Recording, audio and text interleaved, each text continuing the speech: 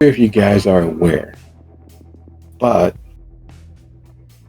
getting a chance to play with you guys is actually a real pleasure, and I like letting you guys know that because it really does mean a lot that I get a chance to play. I'm not sure about how exactly you all entered into tabletop, even the facsimile that we do via Discord here, but I began playing tabletop my first week in high school officially. Before then, it had already been, little card games, little board games, and the like. And back when Tiger and Tycho had the little handhelds, it's where I got my start. So from my second week of high school until now, which has been far too many decades, far too much time, tabletop has always been an outlet. It has been a hobby that I've always pursued and wanted to really take part in as often as possible. It's how I met a good portion of the friends that I've had for the bulk of my life. So getting a chance to play is a pleasure and nostalgia and all of those sweet golden amber memories of youth, along with a stepping away from what my life is currently, letting real life take care of itself. And this bolsters me. It makes me a very happy boy. I look forward to my game nights, and you guys are a big part of that. So with that being understood, with me probably oversharing for the night, I want to say this is officially Soup City Sins, Season 10, 4th episode of our season, is not one of blood. When we last left our coterie, they had once again managed to do the unthinkable. They had once again managed to survive and escape the monsters in their own chests. They'd once again ended the life of another kindred, another strong asset to the city, who jealously guarded their power and attempted to make the most of their immortality. That is until they ran into the shelter. That is until they ran into the hounds of the city. Having cleared away all signs of their crime, the coterie withdrew to their various resting places, the night passing as it does into day and once more into night. And while hours of activity, frenetic beehive of activity of the city, moving, making its motions of making money, spending money, and otherwise enjoying the light of the day, for our kindred, for our coterie, no time at all has passed. It's a flicking of a switch. One moment, fully ambulatory corpses, monsters from myth. The next, flesh, statue-like, empty reservoirs. Their souls removed, their semblance of life gone. And then an eye blink later, once more on their feet, moving about their evening ablations. So, with our coterie having ended the night separated, we will start in reverse alphabetical order. Having disposed of a body, having committed a crime both mortal and immortal, what would be Lucio's ablations of the snapping awake, resurrecting once more?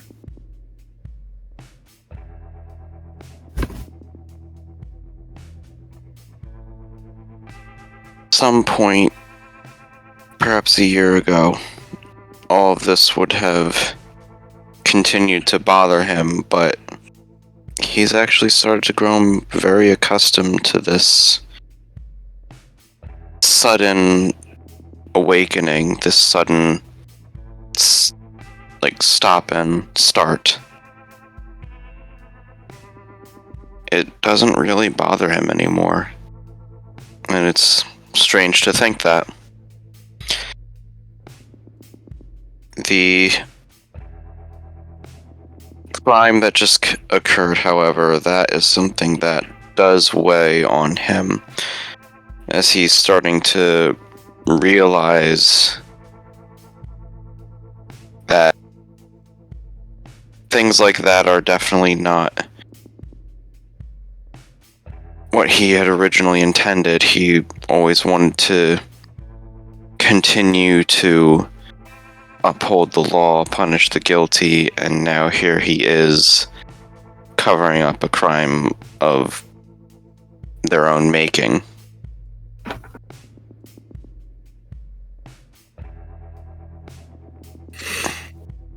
It's a little heavy, a little bit weighing on the soul. Even as pragmatically minded as he has become, and being okay with the life disappearing and reappearing as if by magic, as if the day doesn't exist, there is still a weight there, a dragging down of things, as if it's something holding his steps from moving as quickly, something pulling him back into the darkness that is never far from his grasp, never far from his sight, never far from him. All of the many rumors and pushed off bits of information tossed off in anger or with the goal of inciting an emotion or a response. With those thoughts weighing on him, those thoughts prevalent or foremost in his mind, how does Lucio go about settling things, knowing that at his home, in the apartment building, in the bank building where he has begun resetting up an actual place of his own, Faye and Stella have all but the run of the place. And they have daytime activities. They are awake during the light of the day. They live and breathe.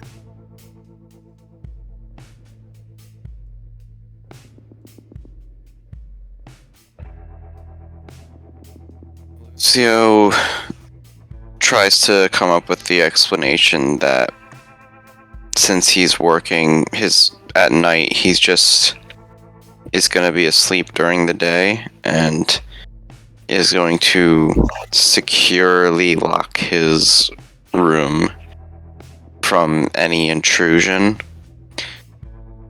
At night, he knows knowing those two, he knows for a fact that they will be up for at least a significant portion of the night.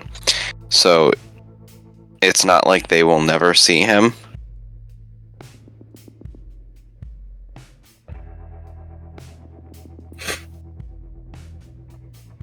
So, like ships sharing the same, but passing far more often than staying in camaraderie or closeness, would you be so kind as to roll Lucio's rouse roll? And while that roll is happening, there's a snap of attenuation, has just once more conscience. The lay of the land circling in her mind, being juggled like cannonballs, not bowling balls, not tennis balls, not bowling pins, heavy, deadly cannonballs. All of these moments of danger floating in and around them. There's a certain risk inherent in their actions and just simply being as they are that threatens the immortality of their futures. However, they seem to be escalating and adding kerosene to the fire that rage around them. So once more active for the evening, the beast, its quiet, susurrus self whispering in the darkness of her mind, what are Hestia's oblations of the evening?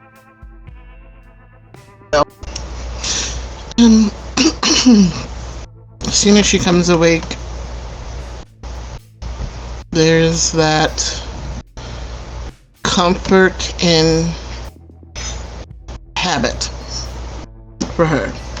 So the first thing she is obviously going to do is get up, set out clothing, even though Kindred don't sweat as much and all that other stuff, she's still, I need a shower. Shower dress. Um, she's going to quickly step into her greenhouse and check on some things there. Not linger too long. She's been trying to be better about not neglecting it as much, but she also knows she doesn't have a lot of time to just wander and sit and spend time. So she just does like some quick um, checking on, okay, this is going well, this particular strain of plant needs something different, and marks down some of her notes. And when the next stop is to go down to the main office in the shelter and make the phone call she needs to make to get the process started for Arsenio to get the new car. She calls her lawyer and has the Cadillac dealership stay open a little late, and they send message to Arsenio that he can go and pick out what he wants from certain this year backwards. Not like brand new, but like relatively new. So that's done. And then she's going to set about having to, like, kind of figuring out by pulling out a map of the Haven what points, like what entry points she's going to need to ward to make what Joe said work. So that's what she's focused on now. Like, after doing the other thing, she's going to sit and go over the map and mark where she's going to have to ward, how much blood she's going to need for that, how long it's going to take her to do these things, and how quickly she can drop the other ward once the new ward is put up. That's what she's focused on. Okay.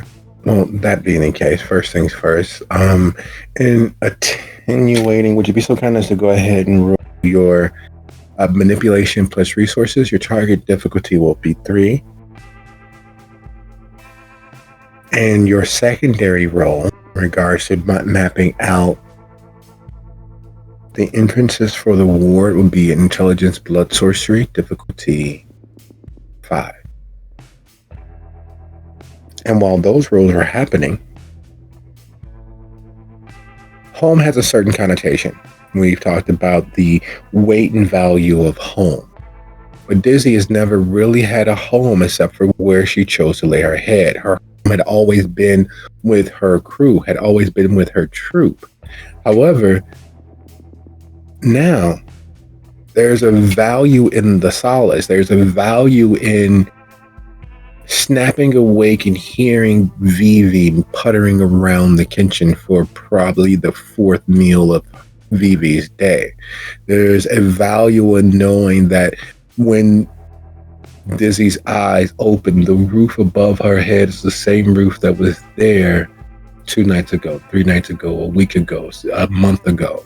This is home. So what are Dizzy's ablations? And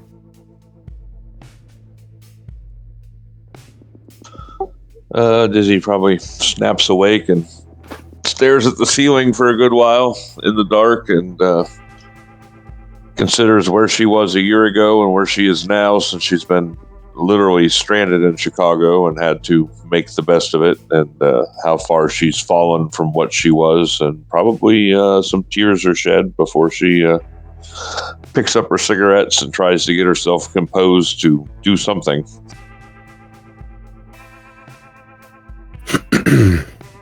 So a shuddering, unneeded breath as the cigarette bobs and weaves in her fingers. The flinching as the lighter is struck, and the bloom of flame rockets out of the disposable lighter, momentarily seeming as big and bright as the sun or a meteor crashing down next to her.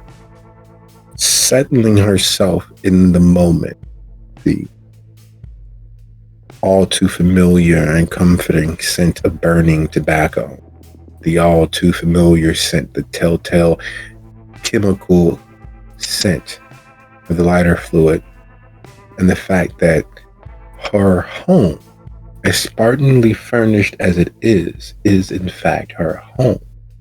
And despite her inclinations otherwise, has come to appreciate having Vivi in and around her home, being there to keep the risk of daylight away,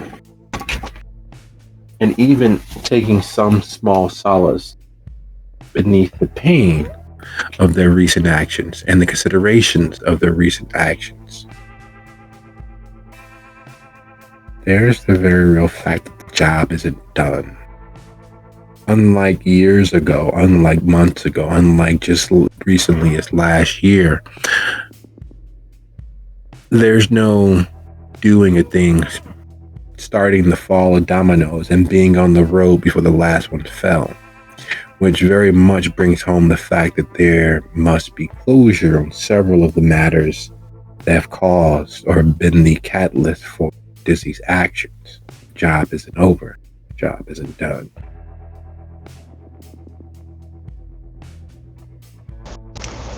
Okay, what was the other one? Blood sorcery and what? Intelligence.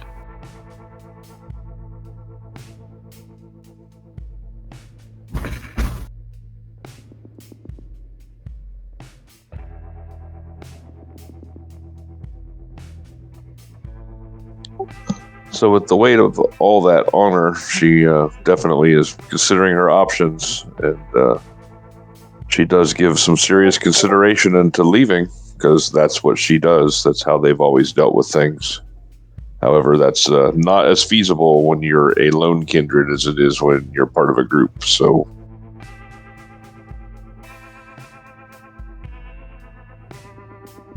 the thought of Gas's rules of no more than 100 miles a night, being on the road as little as possible, making the next settlement, which was weird. He never said city, village, town. He always said the next settlement, as if he was somewhere on the Oregon Trail, moving campsite to campsite.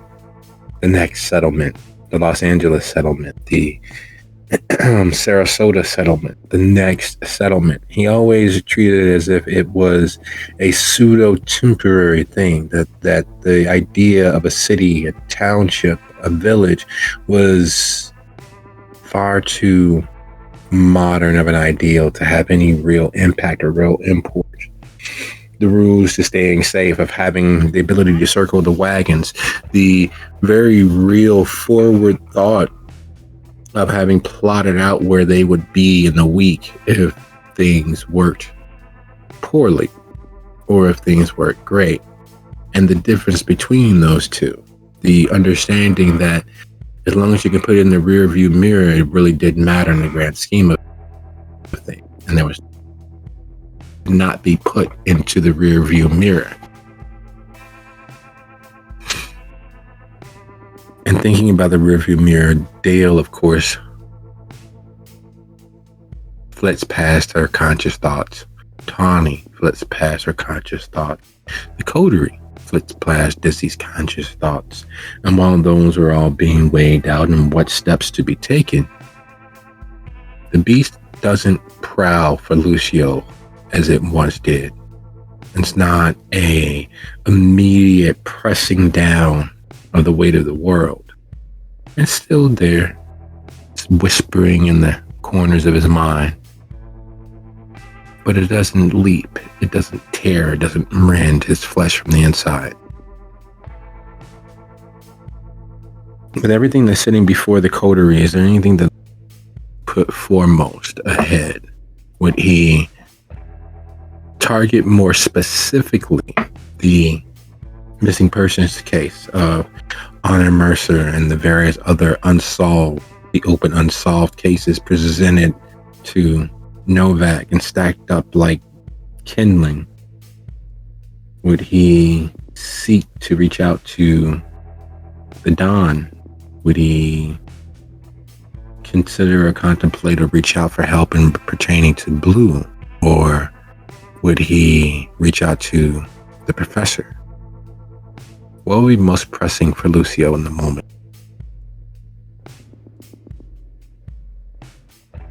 I think Lucio would want to reach out to the professor for guidance and to also at least uphold his end of the agreement with the phone. Since there is so much on his plate, he would appreciate an outside perspective.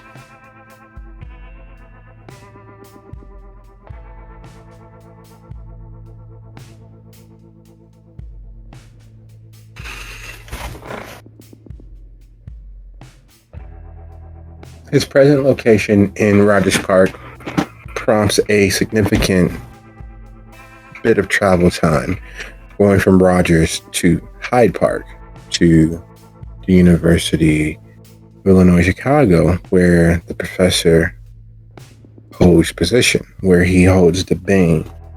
And as is always the case when not in class and still on campus, the professor is in fact at the Regent's stop. Lucio's not quite entirely sure how he knows that exactly, but he does. He knows that right now, the professor is in the research wing that very few people head into, that he is at a table with several books, several significantly older books covered in dust, seldom used, spread out on tables before him. He's also pretty sure that the professor at this particular evening is wearing the wine-colored turtleneck with the chocolate brown blazer with the darker patches on the elbows. He knows it so intimately that it takes a second for him to refocus on the road ahead of him as he crosses the city.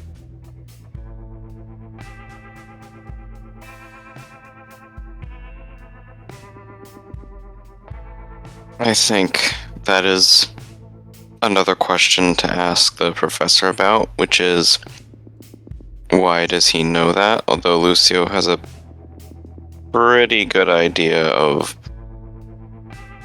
at least one possible reason why. But he will continue to head to the professors despite this strange knowledge of the professor's exact location and how unsettling it might be. Arriving, he's always intimately bothered by the lack of apparent security. Anyone could walk in and out of the library at any hour of the night, and there's no real security. The camera, he knows, doesn't actually work. The person had informed him of that in his last visit. He knows that the person at the desk is mostly sleeping with their eyes open. He knows that the students all but stay out of that wing simply because there's no librarian that patrols this area of the library. There's no to put back the books. In fact, for all intents and purposes, this is the professor's office without being the professor's office. And as Lucio walks in, finding the professor's bent over the table, jotting down with an actual ink pen that is older than roughly 75% of the entire population of the library at this hour. He's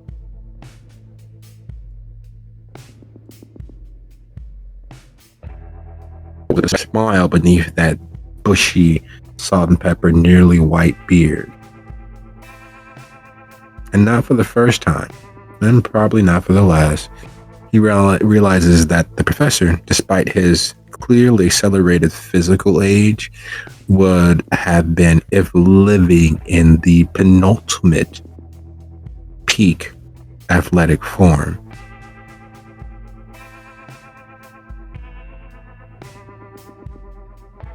Um, Detective Darcy, it's a pleasure to see you. What brings you by this evening? I believe when last we spoke, we had an agreement, and Lucio pulls out the spare phone that he purchased a couple nights back, I believe it was. I believe Yes. this is what you were looking for. Yes, a modern communication device. We did have an agreement. We do have an agreement, but I didn't realize such timeliness on your part would be expected. Clearly, you didn't drive all of this way simply to provide me with a communication device. Is there something else you'd like to discuss? As always, yes. This is growing into a habit. Would you like an aperitif, a drink, or something a little more lively? Did you have something in mind? I always have several things in mind, but based on that peaked pallor, I'm taking it that perhaps you are watching what you consume.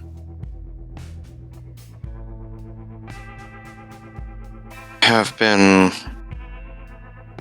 moderating perhaps a little bit more than I should recently, so I could certainly go with a drink.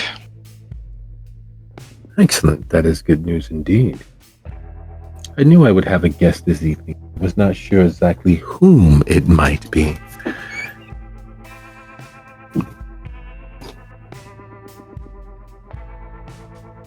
And he pulls up an honest to goodness 1920s thermos. Even from Lucio's distance, you can tell that it holds no small amount of heat still. And he unscrews the cap, which is a cup in and of itself, and the interlocking twist off. And he pours just over 2 fingers worth of the thick, viscous, still warm fluid into the metal cup and slides it across the table, to which he takes thermos, takes a nice long swig before screwing the top back on.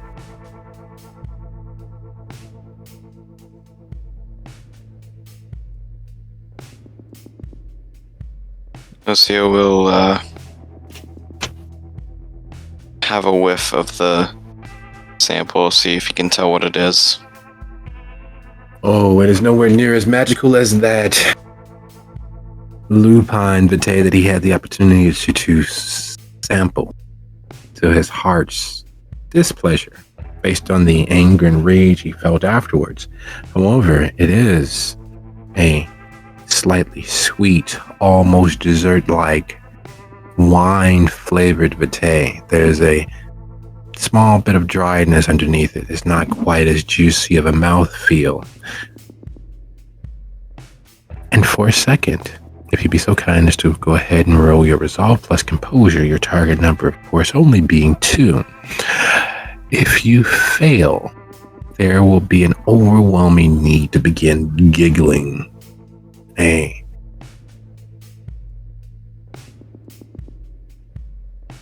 near compulsion-like momentary superficial joy.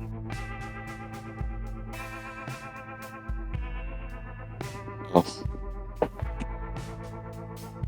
And while the giggles come on, Lucio has been in enough situations where he was slightly altered to know to turn into the skid, to not fight the trip, but yet not let it take full control of him. And he's just mildly pleased. The evening seems calmer. The world seems brighter. And for some strange reason, he keeps imagining the professor's head on top of that toy he had as a child, that action figure that came with the shield and the axe and the little plastic gray sword. What was he called? Atom Man or Skellerman or he tore Sunman? No.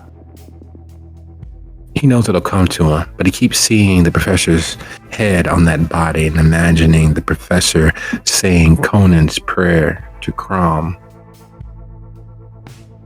And that is the most humorous, divergent thought that he's had in quite some time.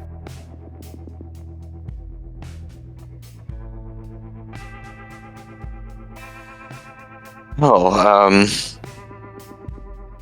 all right.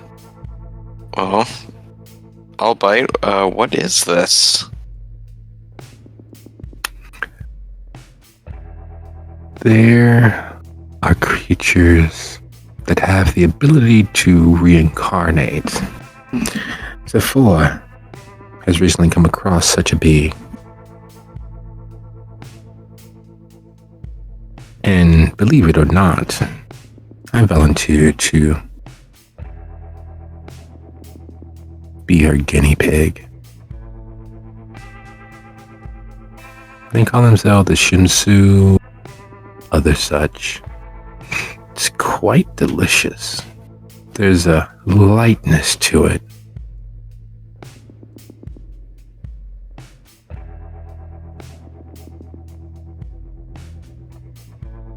Does Lucio recognize that term? There is a chance. It is a very slim one, but there is a chance. Would you be so kind to go ahead and roll your trying to remember something off the top of your head? Would you be so kind to go ahead and roll your composure and occult? Reaching back into the loose fragments of things he's looked over and looked up and asked about and asked after.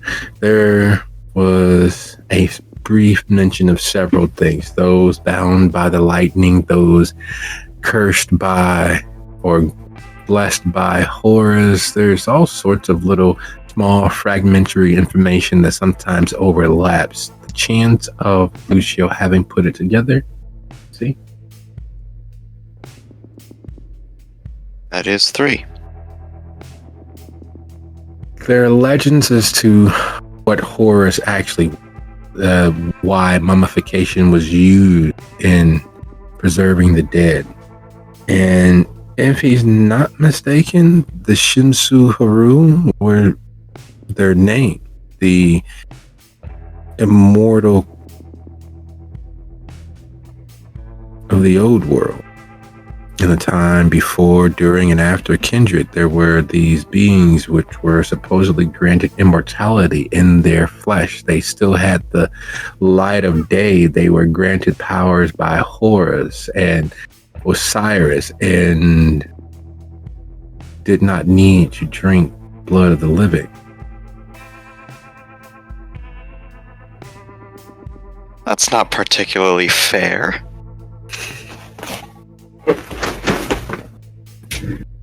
But, Lucio will, I guess mention something of the sort. I feel like at some point I've heard about those beings, though I don't know particularly much about them. Well, this is certainly a wonderful way to start off the evening. Yes, except for it can be a bit distracting. You came to ask something. There was something on your mind. 2 things on my mind. Let's get the easy one out of the way. Why is it that on the way here, I seem to know exactly where you were?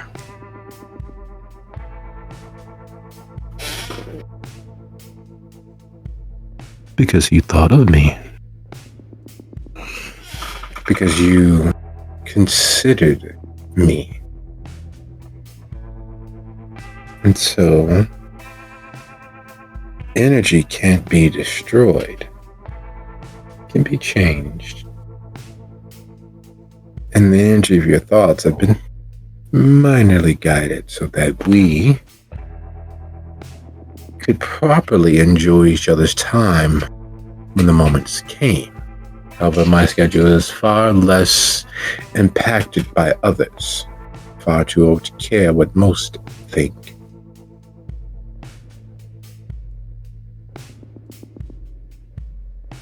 Is there a more specific question you'd like to ask?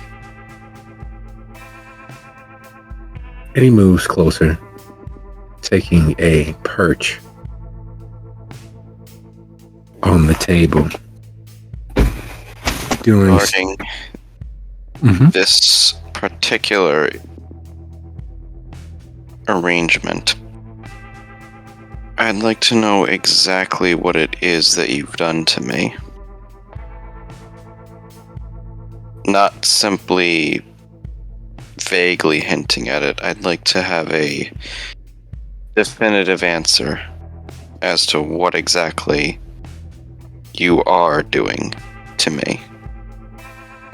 In the moment, merely conversing. What I have done, as I've informed you previously, is protect our security, so that in these moments when you need me most, and I might enjoy your company, we will be undeterred, undisturbed by others. We'll be secure in this moment, in these moments, you and I. Each of the times that we've enjoyed a drink, you've taken a small bit more of myself into you. It makes us closer. It makes the original protections put in place stronger.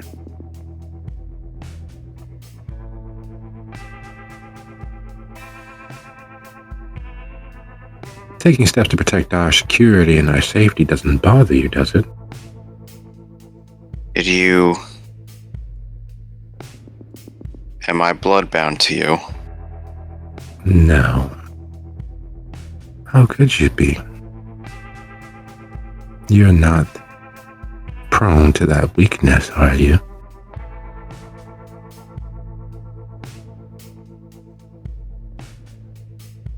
I don't think I've had the opportunity to test that. Well, you most certainly have, whether you've known it or not.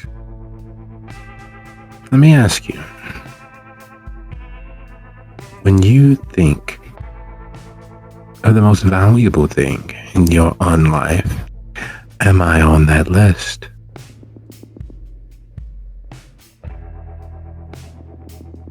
Well,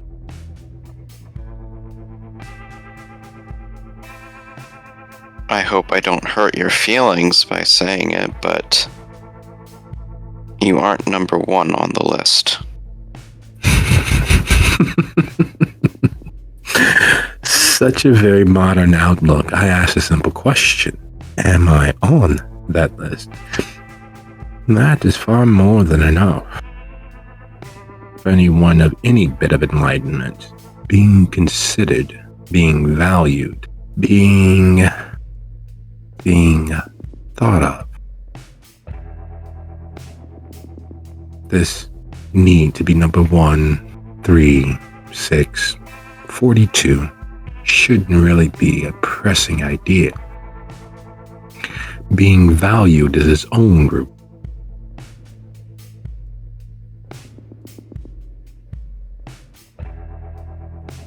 I can really say that for me, your safety and these moments, these respites from my own concerns, hold no small amount of value. I would do all that I can to ensure their sanctity. But your place on my list of things I take the efforts and pains to care after isn't the reason that brought you here. There was something else far more pressing, far less disturbing, but no less pressing. What troubled? What doesn't trouble me is an easier question to answer, but I have had several issues placed on my plate recently, and I'd like some advice in how to deal with them. And seeing as how apparently you are more willing to deal with the blood trade than you had previously told me, Oh no. I think maybe you would have a bit more to say than I expected. Oh no. I am fully engaged in espionage against Sephoa. I fully intend to drive their profitability into the ground. I fully intend to ensure that not only is the circulatory system unable to gain full purchase, but that Sephoa and all of her ilk are otherwise destroyed. But to do so, I must know their methods, their resources, and I need to obtain an alternative that can be utilized so that the bulk of us no longer needs them. So, the long game, the working my way into their trust to learn all of their little dirty secrets. That is my aim. But we do have the rest of forever. Which question do you have in regards to the blood trade? It's regarding their rivals of the circulatory system, the Hekata and Laura's gang, as well as one group that I have yet to be able to identify, although I've certainly found many of their scraps that they leave behind. I need help. I need advice on how to suss them out. And well, I've also been made aware that the Hekata and Laura's group is most certainly going to come to blows soon. There's a war on the horizon. And I need to know how best to handle it.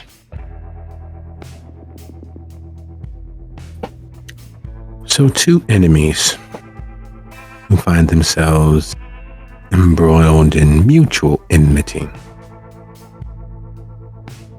I believe the phrase is flip a coin.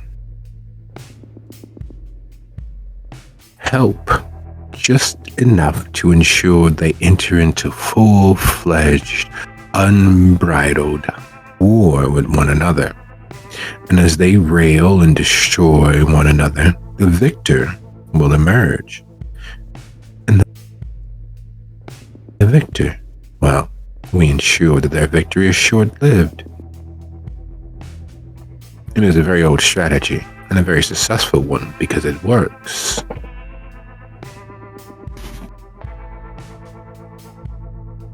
And how do I ensure that they don't try to do the same thing to me? I've already been reached out to by one group, specifically Don Castiglione. By making yourself valuable,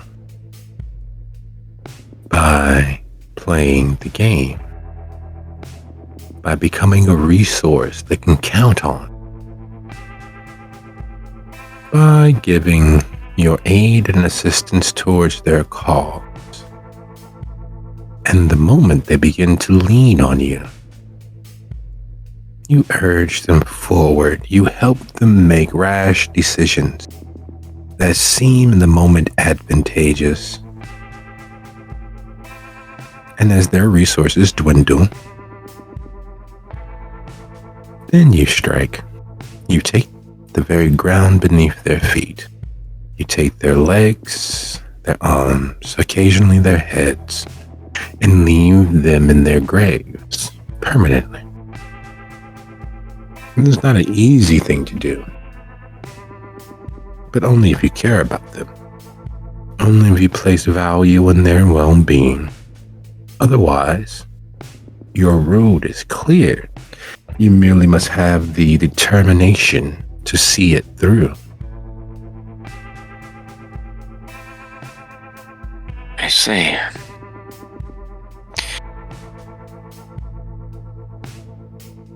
Perhaps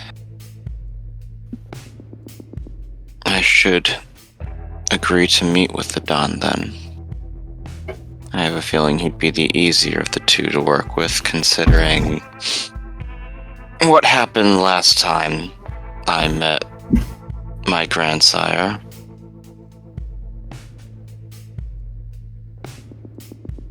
But regarding this third party, this group I've yet to be able to find, part of me wonders if they're related to another ongoing investigation I've had, but I can't be certain. Did I ever tell you about my first night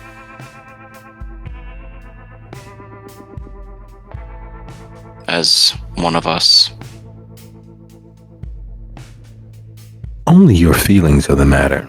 Your feelings on having your lifetime drawn short. Your confusion, pained response to realizing that you were no longer living. The horrors that abounded. All too familiar for every kindred. Dying is never easy. What I'm sure isn't too familiar is waking up in the middle of a blood farm. Now that one has not been heard all that often. Do you remember where this farm was? Do you have access to it? I remember exactly where it is. Would you I'll never forget it. Would you like to stroll through that dark night? Would you like to visit that moment again? Would you like to investigate?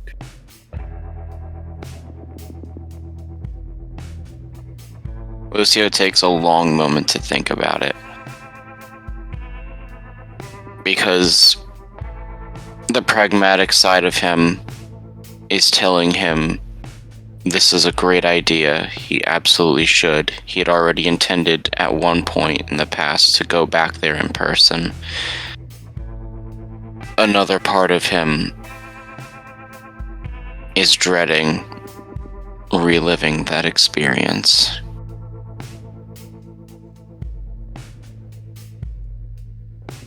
And the struggle is very apparent on Lucio's face, but after a little while, he looks the professor in the eyes and says, "Yes." Excellent. Then he grabs his jacket off the chair. You're not sure exactly when he covered the distance to the end of the table and back, but he did. And he's buttoning the top button of his blazer as it's suddenly on him. He grabs up the thermos. Well then, most assuredly lead the way. Let us investigate your past, detective.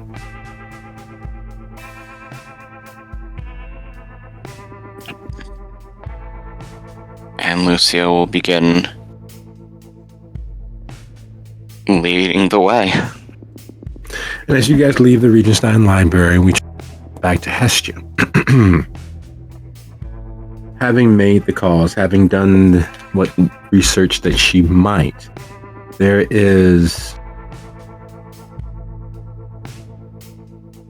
a significant investment, even taking the shortcut. There is work to be done. As far as dropping the wards, that's a matter of comfort. The haven being located where it is a beacon of all manner of preternatural and supernatural entities, many of which, as the worlds lay on top of each other like layers of onions, are closer and farther than they seem. The veil is always weaker here at the shelter. So dropping the wards merely means that for a few moments, Hestia would not be aware as to how many of those other entities are flowing in and out of the space. So again, it's comfort level. Would you rather know the number of horrors that threaten our world on a daily basis, those things that were once living and those things that never had been, who have watched avariciously from the shroud as the world ticked by? Or would she enjoy the solace, the calm of not knowing? Just a few moments of purposeful, willful blindness thing. And having done her research, Hestia is aware that in lowering the wards, she wouldn't feel them.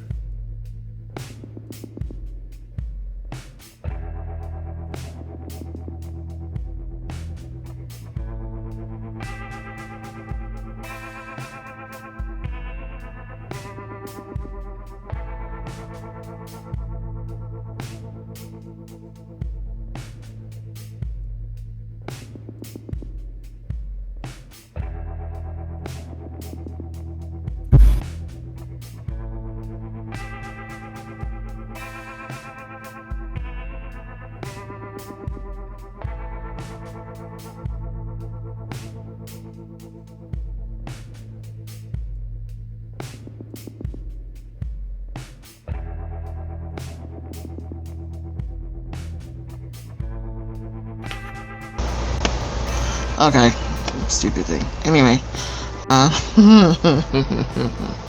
was Silence. the last thing you heard?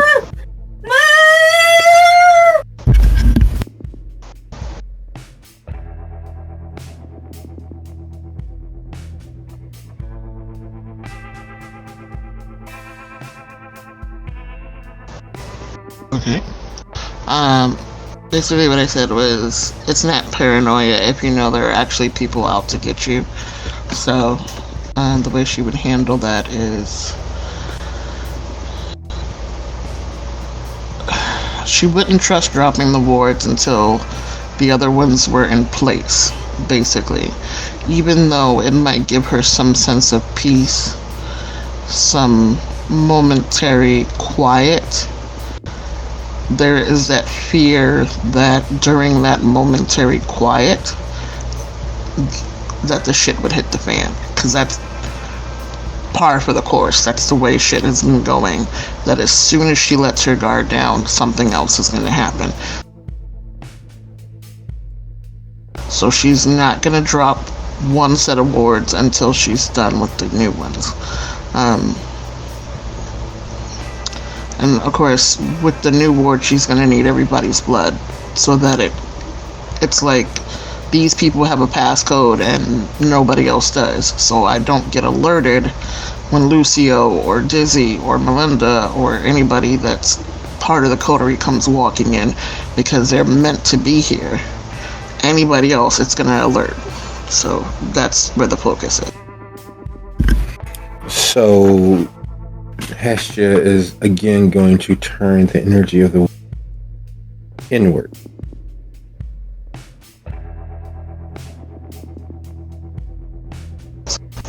No, the new one she's putting up, she's doing properly. They're meant to rebuff and keep out intruders or people that she's not expecting. Like if, Damien or something shows up, it'll let her know, but it's not going to give her the headaches that she's been suffering, basically. But the original ward is not getting dropped until she puts the new ones up. Okay. All right. So,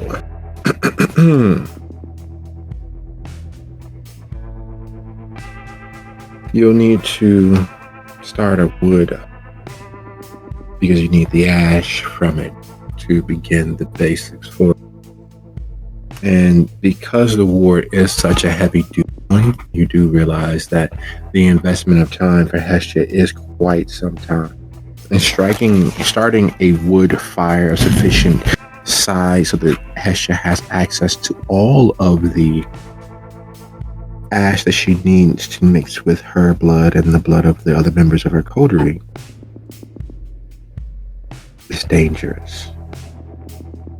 The small fires of a lighter, a stove even, are a little easier to tolerate. Starting a small bonfire so that the ash can be accumulated is another matter entirely. Plus, there's the fact that she needs a safe place to do so. Now, in her preparations, where does Hestia choose to begin such a thing?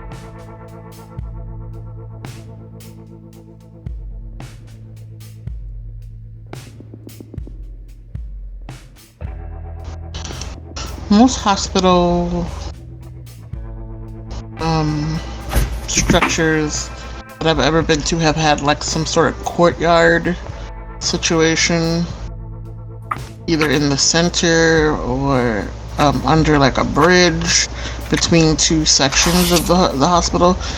Would there be like a place like that? No, unfortunately, Chicago architecture doesn't typically allow for such planned out in advance. And this hospital, being from the late 1800s, early 1900s, does not have that integrated bit of nature in it. There's the rooftop. There's I think it was a factory or a warehouse next door that Whispers had been staying in that has some open space. Whispers, his little haven was in the ruined buildings but if you'd like, of course, you can always go to the roof. You can go into the morgue. There's always the parking garage, as well as the top floor of the parking structure. It is abandoned, but you all use it for your cars from time to time. Close at hand. Unless, of course, you would like to visit the abandoned husk that Whispers had begun making his own.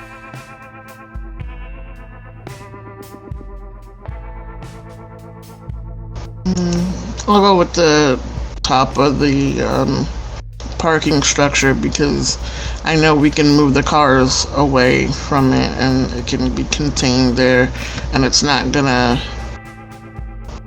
tip anybody off. Okay. Or call Excellent. too much attention.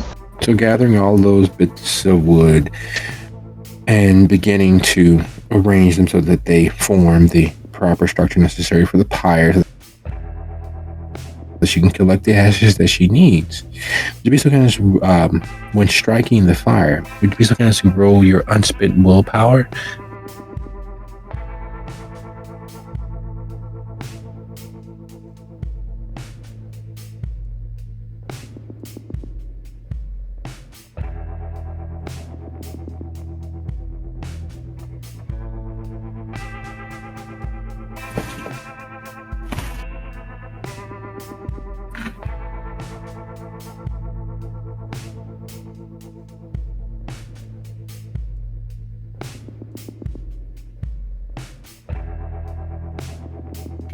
No hunger. Just the willpower, I don't have to do hunger, right?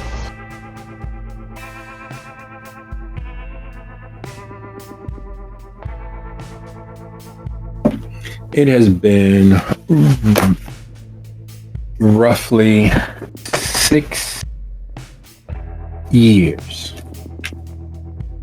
since that touch of fear, that mortal dread, has creeped into Hestia's being. And just like all those many years ago, Hestia stares into that fear and says she won't move. Says that she will stand firm and stand strong in the face of the very real risk of permanently exsanguinating herself.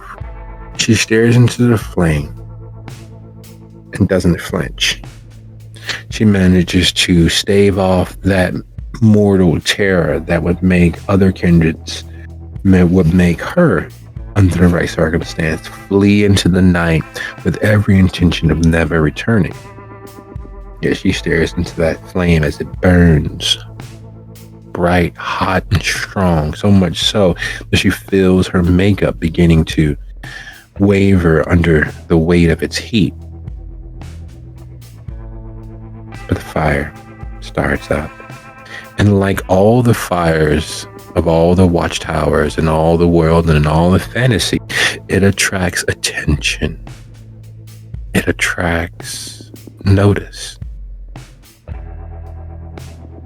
And she feels, more so than sees, that weight of presence.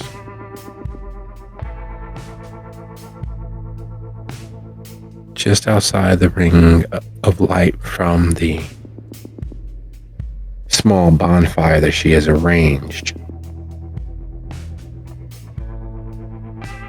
she catches sight of the fedora and the trench coat pulled tight.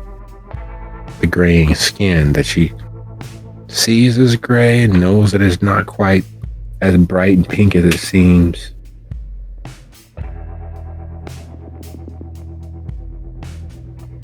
I was in the neighborhood looking for Darcy. Didn't expect to see one of us playing with fire. You're almost as bad as that Nash guy.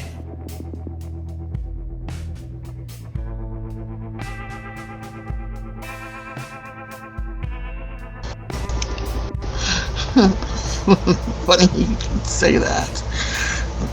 But I have a very good reason for what I'm doing. I'm protecting my haven, and this is just the first step of that, so it's not pure wanton destruction, mind you. Whatever you gotta tell yourself to sleep during the day.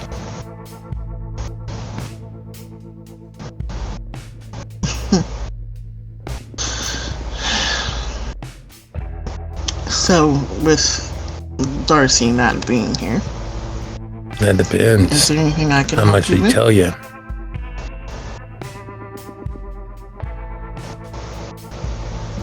He told me a lot. He told me enough to break my heart temporarily. He told me what you think happened. He told me your connection to Joe. So he told you his name was Joe and not Jonathan? It's Just want to see, was that another lie that he told someone who supposedly cares about him? No. And I am the only one that probably calls him that, but yeah. Yeah, so I also asked him point blank and period to his face what his excuse. So you know he lied for to what you. you said. You said excuses. You didn't say his answers. So with you believing that he's lying, why do you keep him around?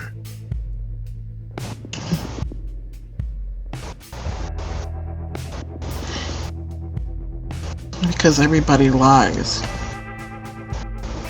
I don't know how many lies I've told in my entire life and life period. Well, I tried not to lie as a human, but it's just more convenient what we are to lie. We lie to ourselves. We lie to our families. We lie to others. Well, good for you. Must be nice to be so. Holy. You know the reason why I don't lie? I can't fucking remember the truth more times than not. I don't lie because, well, it's beneath me. I barely remember without checking my notes, without checking my journals. Things that are important to me just disappear. And things unimportant to me disappear faster.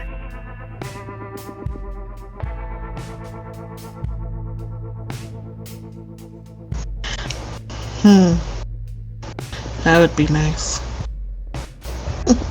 Unfortunately, I've always had a rather detailed and robust memory.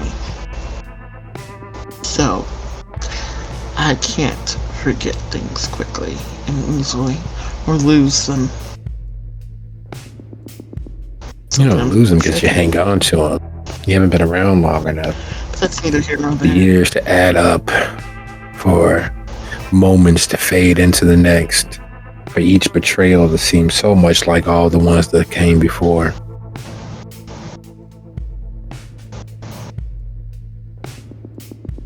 You mean it gets worse as you get older? I mean, I'm pretty Have sure you really? I lived quite a bit. Or did you seal yourself away?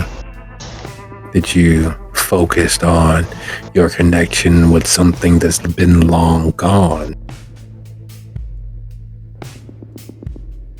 You know, Khalid used to do the same thing. He'd disappear for months on end, lock himself away, pour over his journals, pour over his bits of text from this apocryphal and then to the next.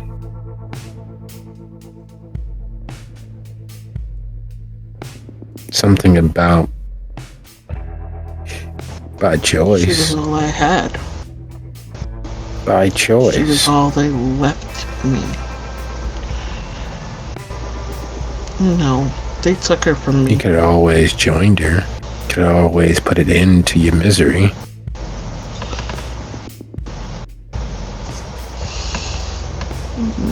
No, she was much braver than that. And she would never want me to. Yeah, but what she wants, does it really matter in the end? Really? It does. So she picked you for immortality.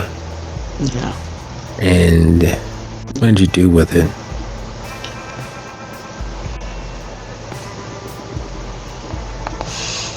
I take care of humans with their shelter.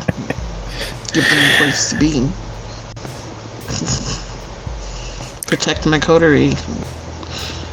You will outlive even the memory of their dreams of themselves.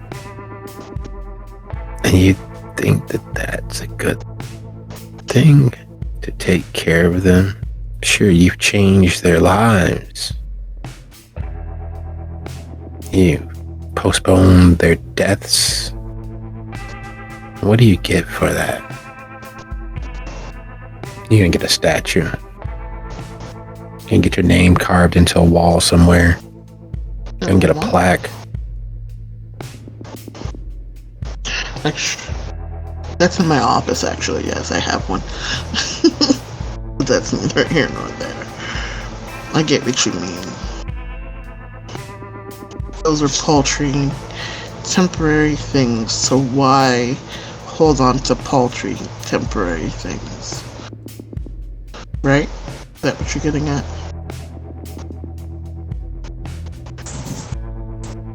Maybe I'm sentimental, maybe I'm...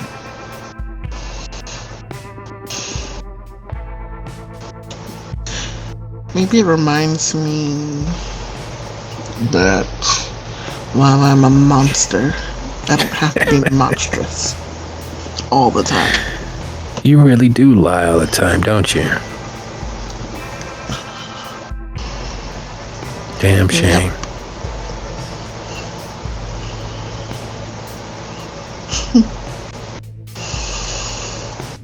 Maybe that's why Joe and I get along. We're both good at lying. Matter of fact, I'm pretty sure he's the one that taught me most of what I know. Yeah. Seems that way. Well, tell Darcy I stopped by. Tell him to call me. Tell him to swing by the bar. I'll leave you to your fire. Don't accidentally slip in.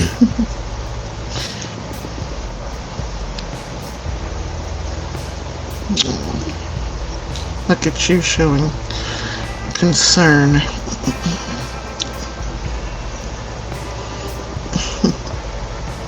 Will do.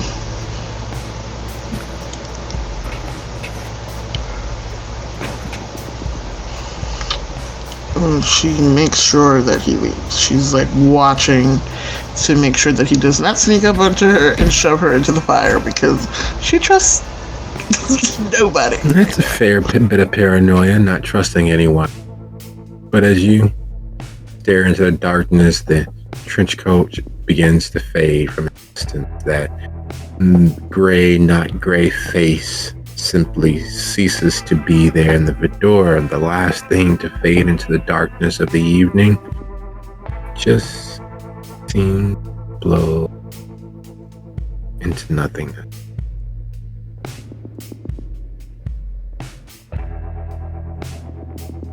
And there's something familiar about that disappearance. Something all too familiar about it. Feels as if something has blown across your grave, watching it happen. As if some truth, some hidden, open secret was there to be grasped, and it just escaped, dancing on the tip of your tongue. Oh no, I'm pretty sure I know what pops into her head. A similar disappearing act the other night by somebody entirely different. Somebody who should not be able to do that exact thing.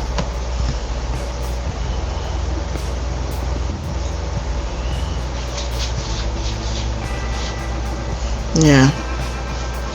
She knows. And that is a question for later.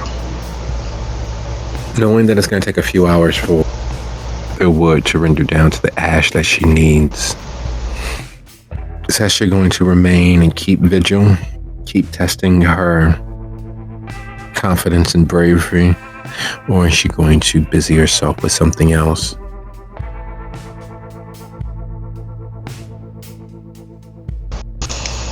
She's going to let it get to a point where she's not worried about it spreading. Because even though it's in the parking garage, any little bit of wind or something can catch it somewhere else. So she's getting it to that point where she knows she can walk away from it mostly and be safe. And then she'll find something else to do with her time. And she watches as the wood goes from burning wreck to ember, glowing red hot.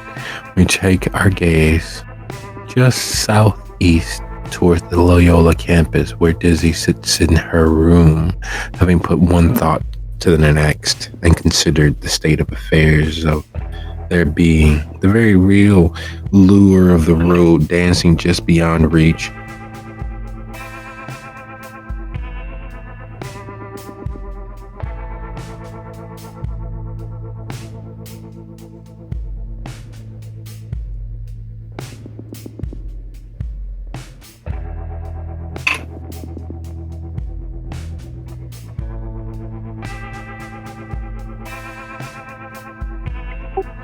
She will eventually roll out of bed and wrap herself in something and go out and look for Vivi. Vivi has managed to take one of the folding tables and turn it into, best guess, a gun shop, a private gun display, as there are several handguns and 2 rifles, 1 submachine gun that have been broken down and being cleaned and put back together piece by piece. There's several boxes of shells and an additional clip or 2 which are being refilled. She looks up as you make your way out. Buenas noches, chica. What's going on?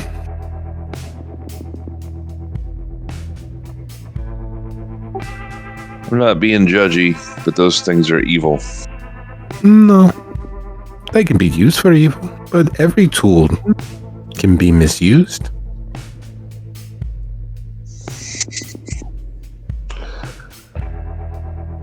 Yeah, it's just, the quickness of it, There is that. Speed is a very, very important factor. But you seem as if you are...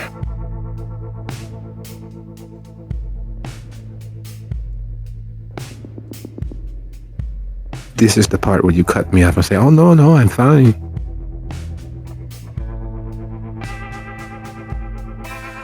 Oh, no, I'm fine. Good to hear. Would you like breakfast? I know you like to occasionally act as if you can eat.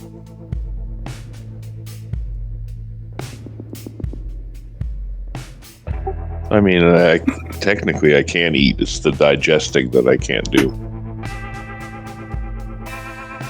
You're missing the best part.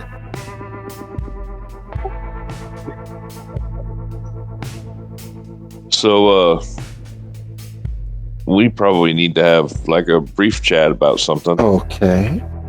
She sits.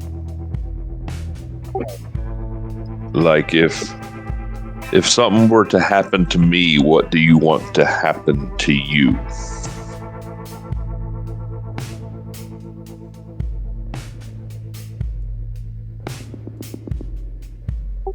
Like, I've brought you into this world, and as long as I'm around, that's okay with everybody. But if something should happen to me, now you're, to them, a liability. I've never considered myself someone else's ends. And I know you don't like to hear it, but I really am prepared to meet my maker and say that I was framed.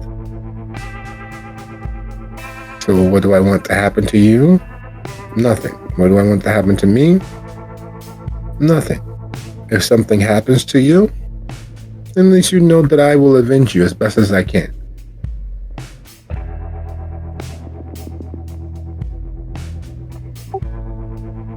Well, that aside, I mean, there are escape plans. I mean, we could have your memories wiped of this whole thing. We could, I don't know, pass you off to someone else. That sounds very much like you're preparing to write a suicide letter and you hand me off like your favorite old motorcycle.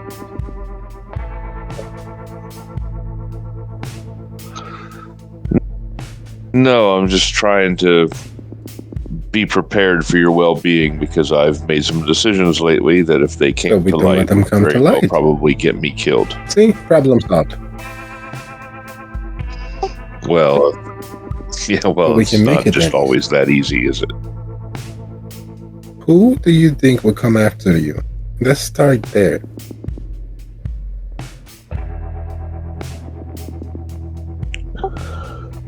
If they knew what I did, the entire city. Will take some saving. Because we need several blocks of C4, several tripwires. We need a closed-in area where we can get a lot of people at one time to minimize the need for additional shells. But if we cause enough attrition, most people will back away, including people like you. So this is doable.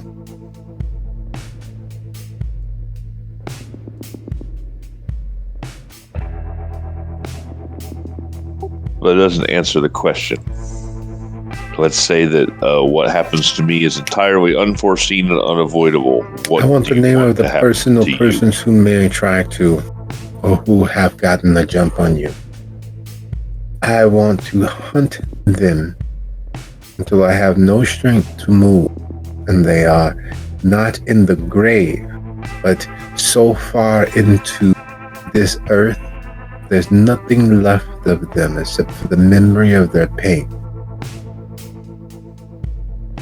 I've already lost my brother. I've already made up my mind that is more than likely what I will find: his remnants, his remains, and his fiance's remains. The only thing that I ask when finding my brother's unmarked grave is to find who put them there so that I can end them. No matter who they are. And I will do the same for you.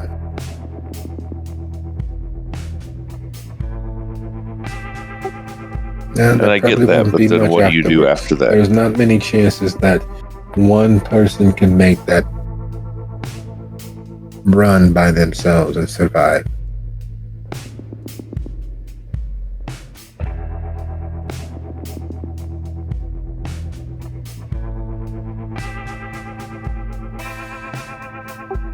Okay, well, I mean, that's not an answer, but, I'm just trying to find you a way back out of this life where you could live a normal life? Maybe. This is normal. This is as close to happy as I can possibly be.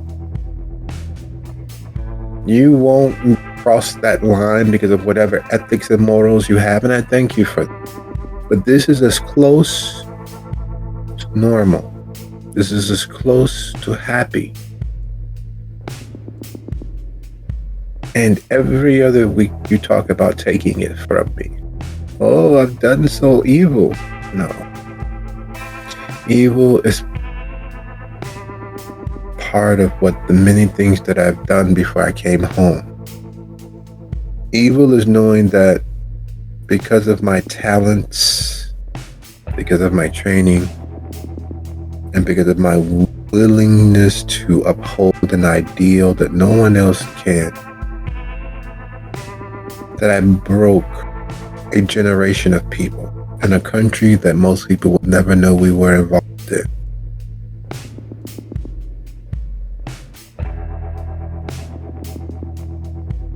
I keep telling you, my brother was my example of goodness in the world. He was my goodness in the world.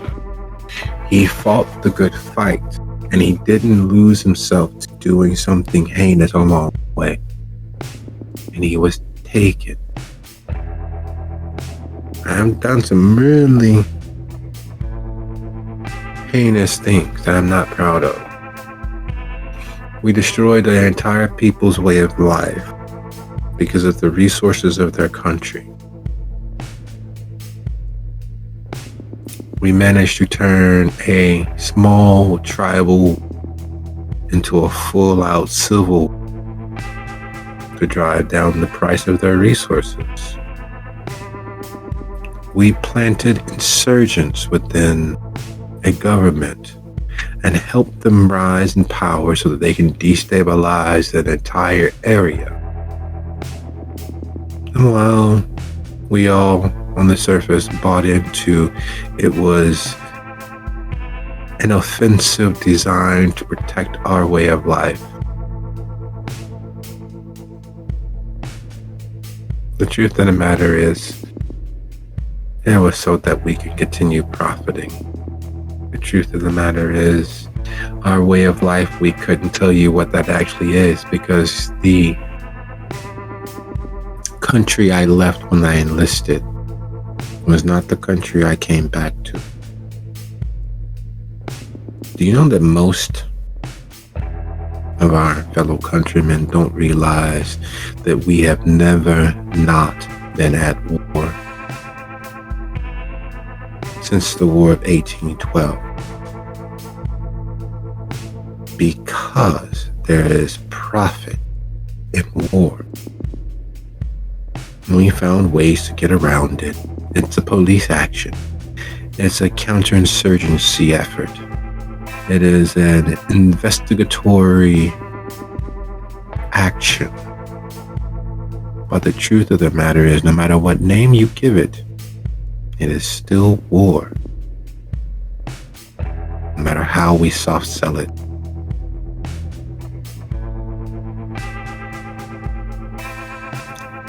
And someone took my goodness from me. And you're threatening that someone will take what little happiness I have left from me.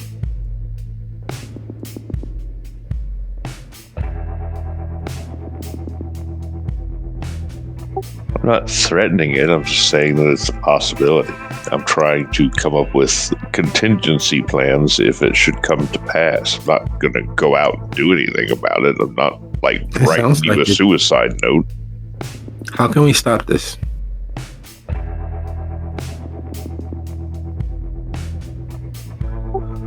Well, for starters, I can stop losing my shit and beating the hell out of people. So there's no way we can stop that from happening. So what's another option?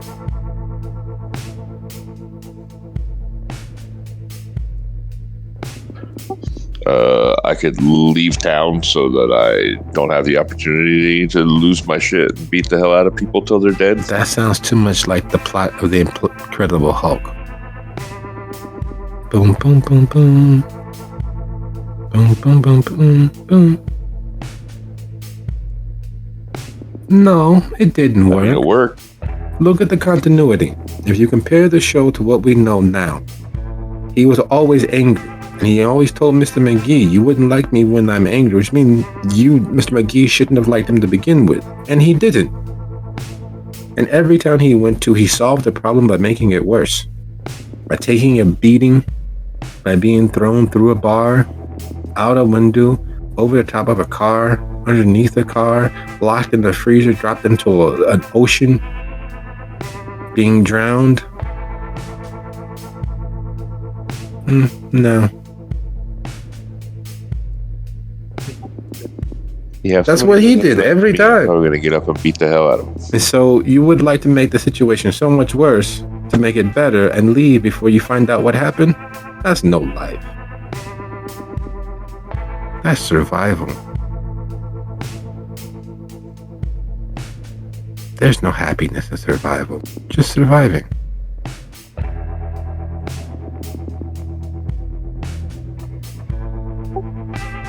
I suppose, but I guess the vulnerable thing to say is that I've made an entire lifetime, and I guess now an unlife out of not being around to face the consequences of my actions. So that's what I would. That's probably the best answer that I've got, because that's what I always. That doesn't work now. You have to help me find and avenge my brother. Hello, I am Viviana. They killed my brother. They should prepare to die.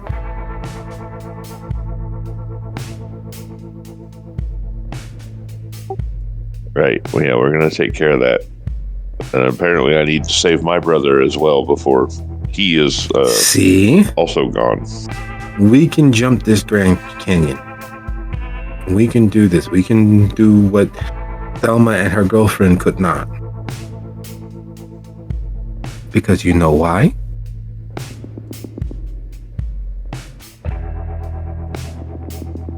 Because we don't have a dope-smoking dog following us around? We're prepared to die.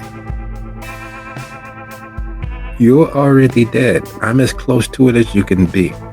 The only thing they can take from us is the entirety of our clips.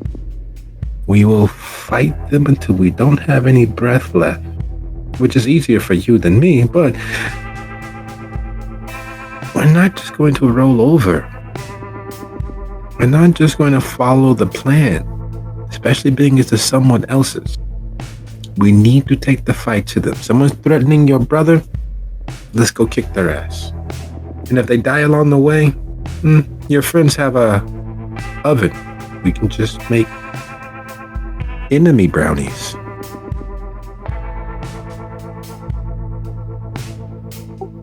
Well, I mean, just going to kick their ass is probably not the best idea. I'm kind of 0 for 3 on that lately, so maybe we need to take a different tack for this. How effective is shooting one of you guys in the kneecap?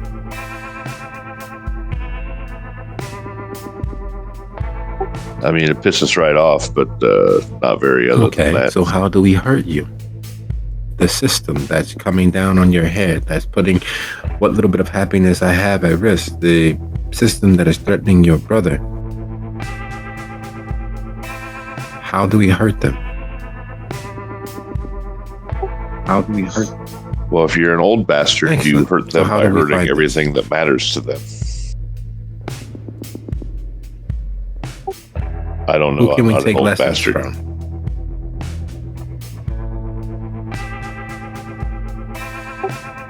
I don't know. The only old vampire I know is Alexa. And she likes to just beat people to death. So, Well, and you say that's not a good decision. What about your friends? What do they know?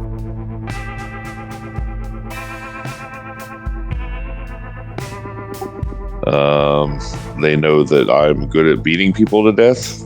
I don't know what they know. I know that one of them knows all about that magic shit. And the other one's like an investigator. So why aren't we using them for the assets they are?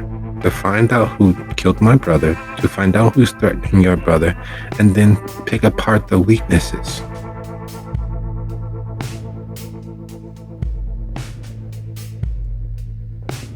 Because I've gotten too close to them to look at them as assets. I don't. You know the use difference people between that an way. asset and a friend?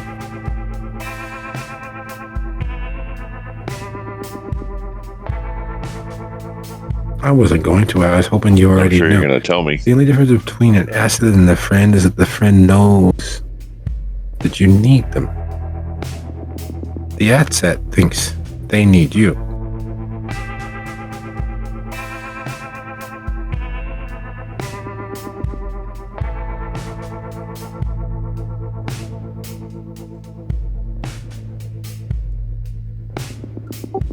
Yeah. Well, Okay. I needed can some call them. space, so I don't know. Does Skype work for you guys? I have it on my phone. I have it on my phone. I mean, why would it every not? time I'm close to Lucio, my phone starts acting at full. And I tried taking a picture of him and it came out all squiggly. Oh, well, he is kind of weird. It turns into like this shadow thing with tentacles. It's very hentai. You know, 3 weeks ago I wouldn't have gotten that reference.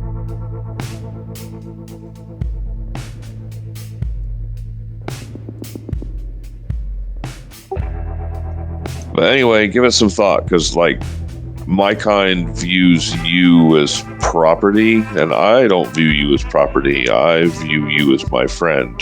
And while I need you to protect me, obviously, I want to protect you as well. So, and that includes after I'm gone. So maybe give it some thought. Maybe an escape plan if something happens to me.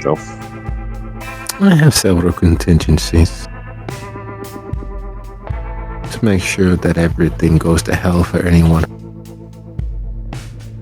Would you like me to include your assets, your friends?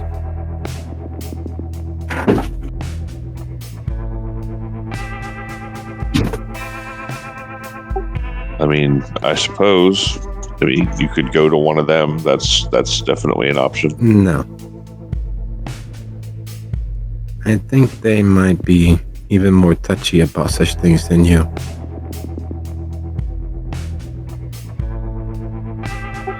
Are you sure? Because you could be bunking with Arsenio every day. I'm not sure that would be a good idea. He seems like the sort to snore.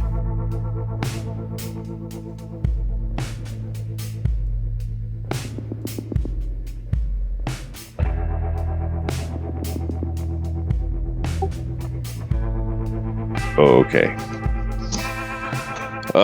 Yeah, so I guess I will go take a shower and wash the rest of this blood off my face, and then Don't forget behind your ears. figure out what we're doing.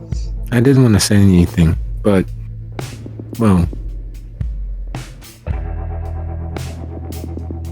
you all If I have blood behind my ears, I've totally hit that dude yeah, too hard. you were pretty splattered.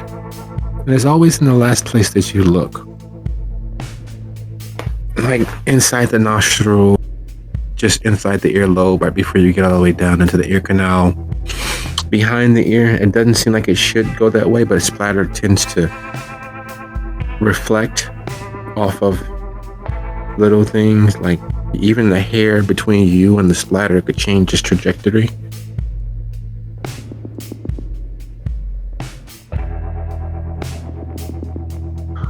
You're getting all Dexter Oh, you're on me range now. enough no, not Dexter.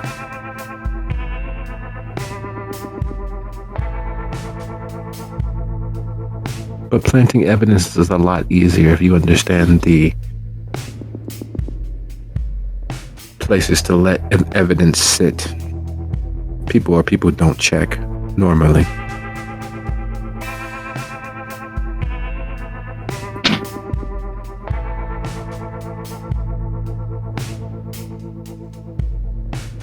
It makes sense. People are Yeah, especially in groups of them where they think they're strong.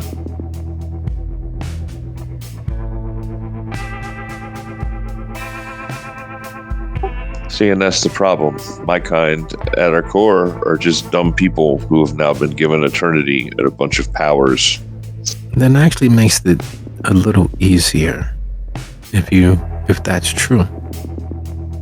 Because people want one thing. They want their happiness. They want their comfort. They want their semblance of respect.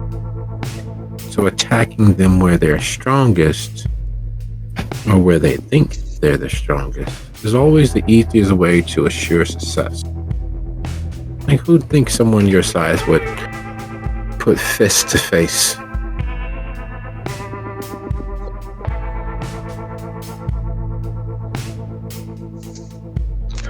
Well, that's part of the reason that I am what I am, is that people look at me and don't think much.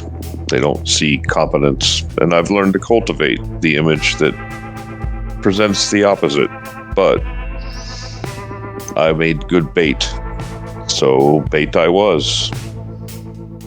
And now, many, many, many, many moons later, after all those people are dead, I find myself stranded here talking to you and beating people to death for almost no reasons. Relationships And then have having to been deal with begun that. for far.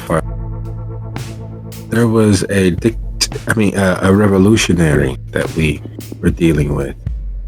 His wife was one of our assets. And everyone thought that he was the more violent of them. But she secretly enjoyed watching the light fade from people's eyes. It was really easy to get him involved in war crimes by his attempts to please his wife.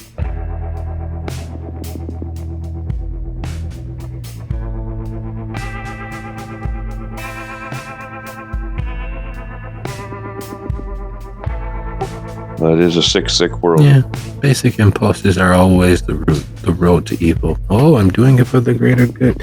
And she starts back cleaning the barrel of the pistol she was working. Oh, I'm doing it for the greater good. People are just... When you're done, I think we should go visit your friends and make a plan. We need to make sure that your brother doesn't follow mine and whatever the great beyond holds.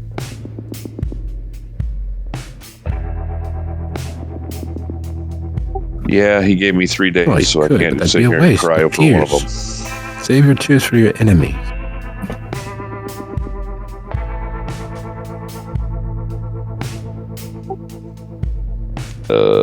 Okay. But, yeah, that's just not who I am. And, if I start being that person, then I stop being me. So,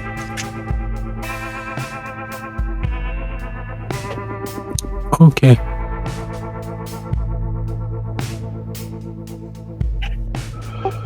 anyhow, shower, and then I guess off to the shelter, where I probably will receive a warm welcome. And they will probably get out the plastic sheeting for the floor just in case. And all It that may not be a stuff. bad idea to invest in that.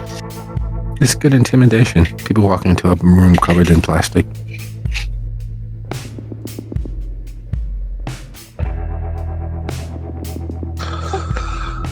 I'm not much of a fighter. What I've done completely with the element of surprise. So if we take away the element of surprise, I'm going to get my ass guns, kicked. my friend. We have guns. And I think I can get my hands on some explosives.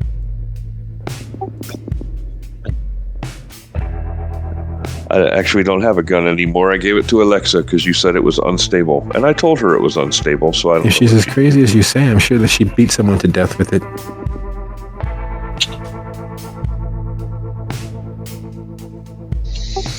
That's possible, though I really did like that gun. Shame you're not. Well, I'm not sure if the passwords have changed, but we can raid the one of the sites. I'm sure they have extras.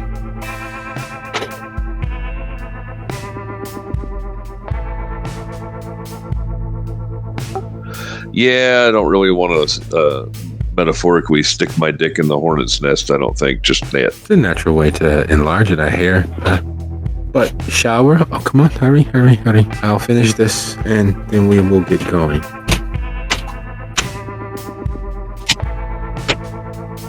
All right, yep. Eat some food or something. It could be a long night. I found... And she happily pulls up a little small white package with a list of ingredients right on the front. These actually don't taste as bad as the cardboard that are the power bars. These are really good. And she puts it back into her cargo pants pocket.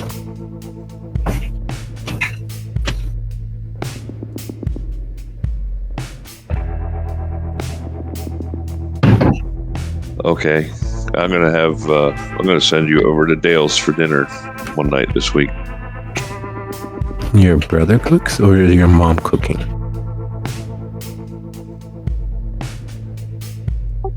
I don't know, one of them. Hopefully, mom, because I don't imagine Dale can cook, but who knows? Maybe He's part of some meal prep program. They send over all the ingredients in a cardboard box. I hear that it's tasty. I just don't trust the idea of someone else picking all of your ingredients for a specific meal. Plus, the idea of it makes me feel really sad for him. How can you be that lonely that you have some stranger buying the ingredients for your food and don't even cook it for you? You still have to cook it.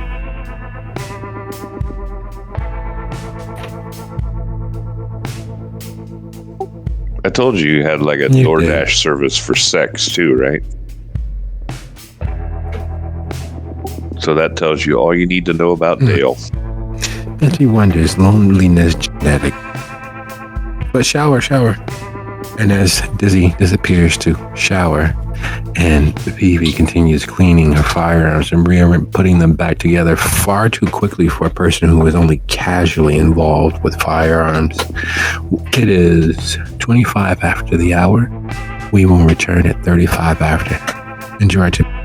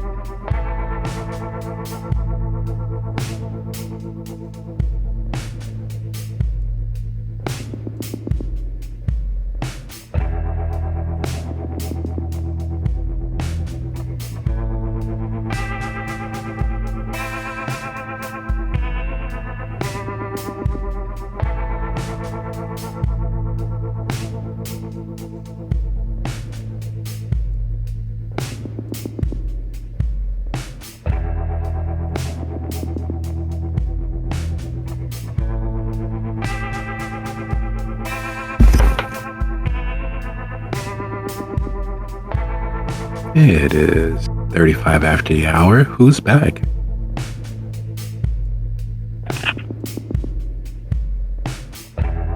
Brandon. Hello.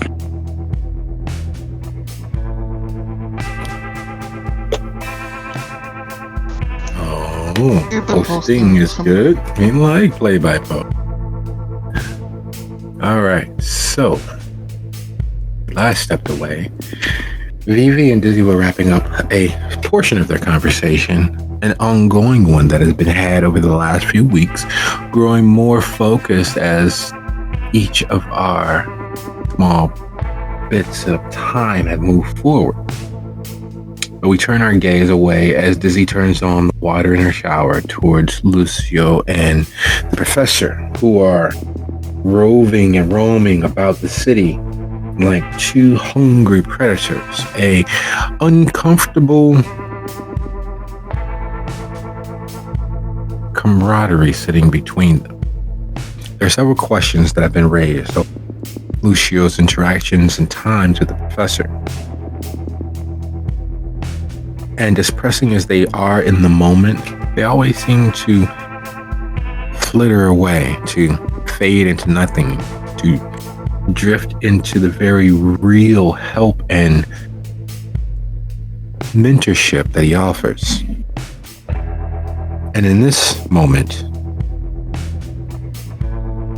they fade into the realities of Lucio reliving that moment, that night of awakening dead. There's several memes, several poorly phrased jokes about waking up dead.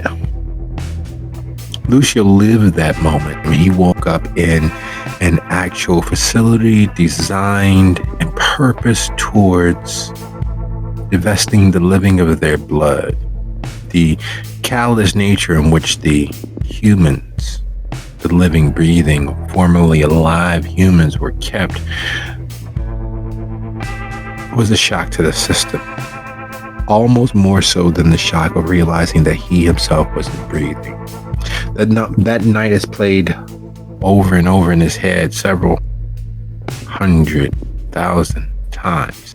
And when he tries to force it back out of his conscious thought, it sits there like a waiting predator in his mind for him to drop his guard, for him to turn away from it, for him to forget or try to. Then it pounces. The dirt, blood, the body strung up as if they were nothing more than hogs to the slaughter. It's not a comfortable memory. It's not a place that there's any semblance of anything but depravity and sadness that filters through.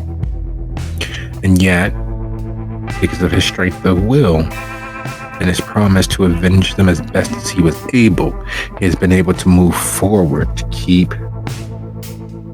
existing, looking for the opportunity to keep his word, looking for his opportunity to right the situation. And he finds himself just west of his coteries domain, in the ramshackle neighborhood at the very edge of what Chicago is, just east of O'Hare, in what most believe is a quiet, out-of-the-way neighborhood, a place where immigrants came and set up their own community, and before long, that community becoming a face, a facet of the city as a whole lives.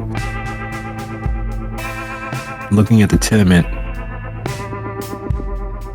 building, it's his own version of reliving Vietnam. It's his own version of reliving Afghanistan. Own moment of looking on the horrors that were the end of his life.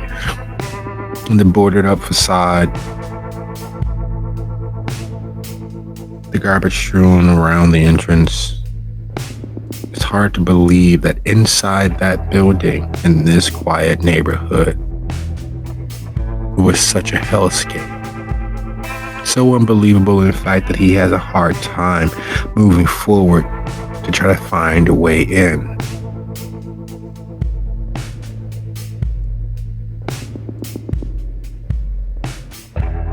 Lucio looks to the professor and says to him, "We're here. This is the place where she killed me. And where I woke up." He unscrews the thermos, holding the cup expertly in his left hand as he unscrews the top and pours a draught and hands the cup to Lucio and takes a swig himself. "Might need this, thanks." And Lucio will take a swig. It is no less invigorating and no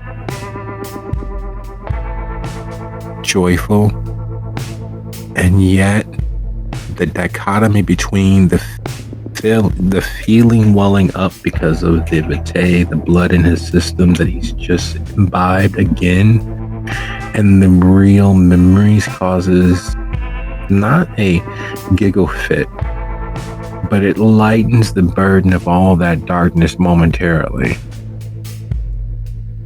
And just like hope cuts both ways, so too does that lightness. He survived death because of someone else's actions. He died because of someone else's actions. He was here pursuing information to right someone else's action.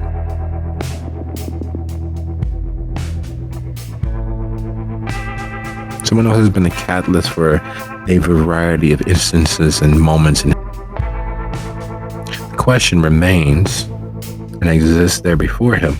Will he take the active step to cross across that threshold and own the responsibility of all that might come?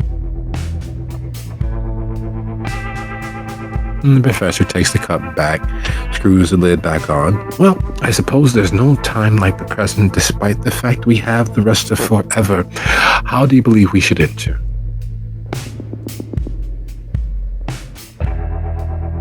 Lucio is going to activate his heightened senses and see if he can feel or see, hear, or sense anyone currently in the building. Would you be so kind as to go ahead and roll your wits plus awareness? And if you make 3 successes, go ahead and roll your intelligence plus stealth or larceny. Okay, do I add my aspects to that? Yes.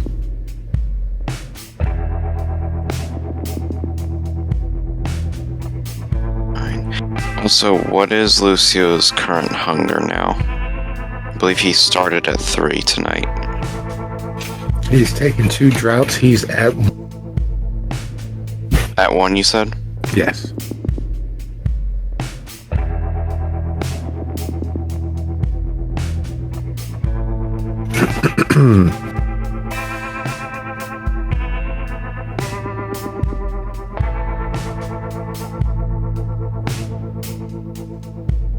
That is 8 successes on the wits and awareness and aspects. And what was the next thing I was supposed to roll? Intelligence plus stealth or intelligence plus larceny.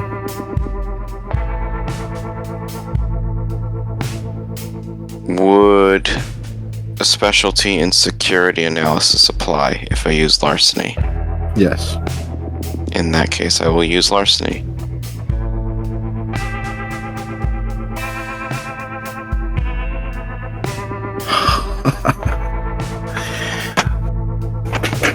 The moment that Lucio taps into that unseen spectrum, that gauge of the nearly invisible, where he opens his senses and pushes his understanding of it to its near limit, the world seems brighter, louder. The scent of the world bombards him as if he is lost and cut adrift at sea, forcing his self forcing his understanding through the initial pain and suffering of being bombarded with light, being hit with light, feeling it run along his skin, its particles germinating and seeding his dead flesh. Lucio realizes that the building is all but alive. The skittering of the animal rats and other rodents through the building, the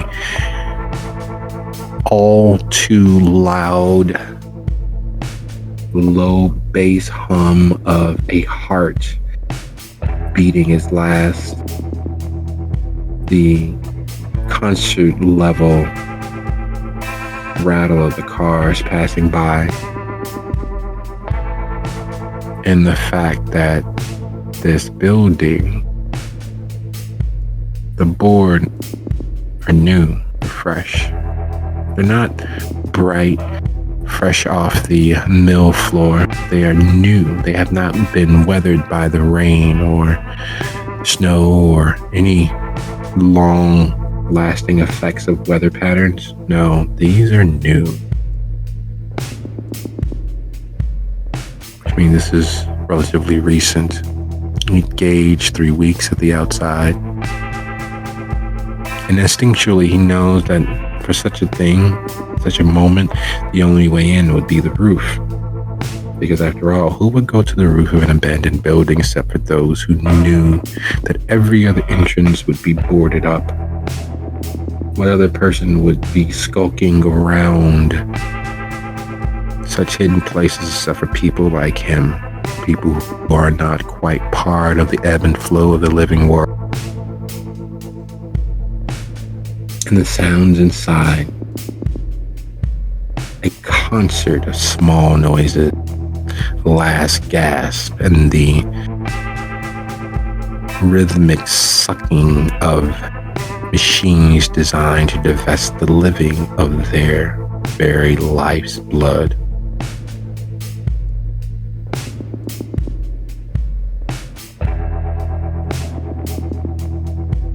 So, if the roof is the only point of access, would it be wrong to assume that that's exactly where they would expect, anyone inside would expect an intruder to come through? That would be a fair assumption.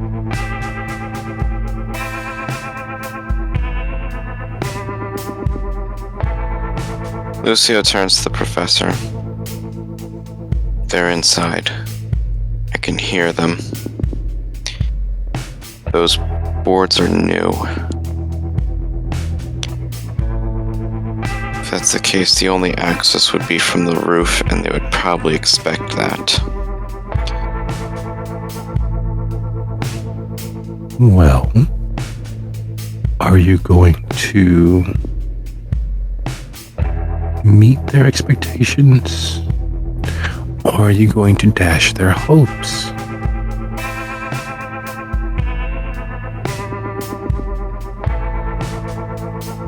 Let's dash their hopes, shall we?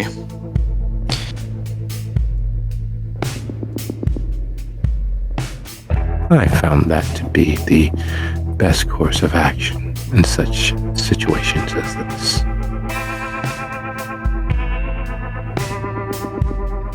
And he begins walking around the building. Lucia had one idea in mind originally, but he's going to follow the professor. The person walks around the building looking at the windows, the boards on them, keeping all light and all access out. And as expected, at the rear of the building is a boarded up porch. Not a nice fancy suburban deck, but a porch, a Chicago 3-story porch that has been boarded up and sealed off. The professor smiled. It's not quite the front door, but you also want to make sure that, well, the neighbors won't notice such disturbance, at least not quickly. Unless you ask for my help, I'm only here for support. So after you, my dear boy, very much after you.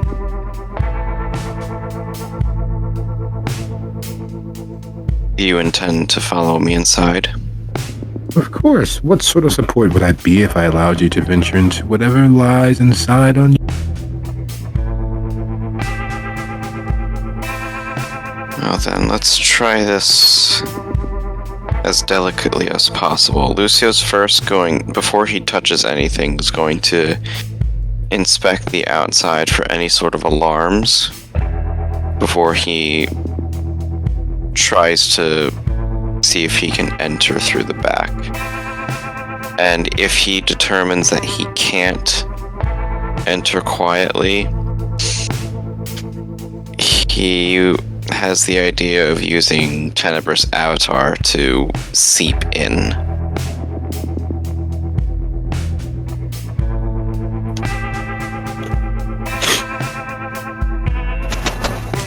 With Lucio's accumulated successes in regards to awareness, there is no security system. Why would there be? This is a place of death. Go inside, you die. If you are taken inside, you should already be mostly dead. Security is in the fact that the only easy route of egress is on the roof.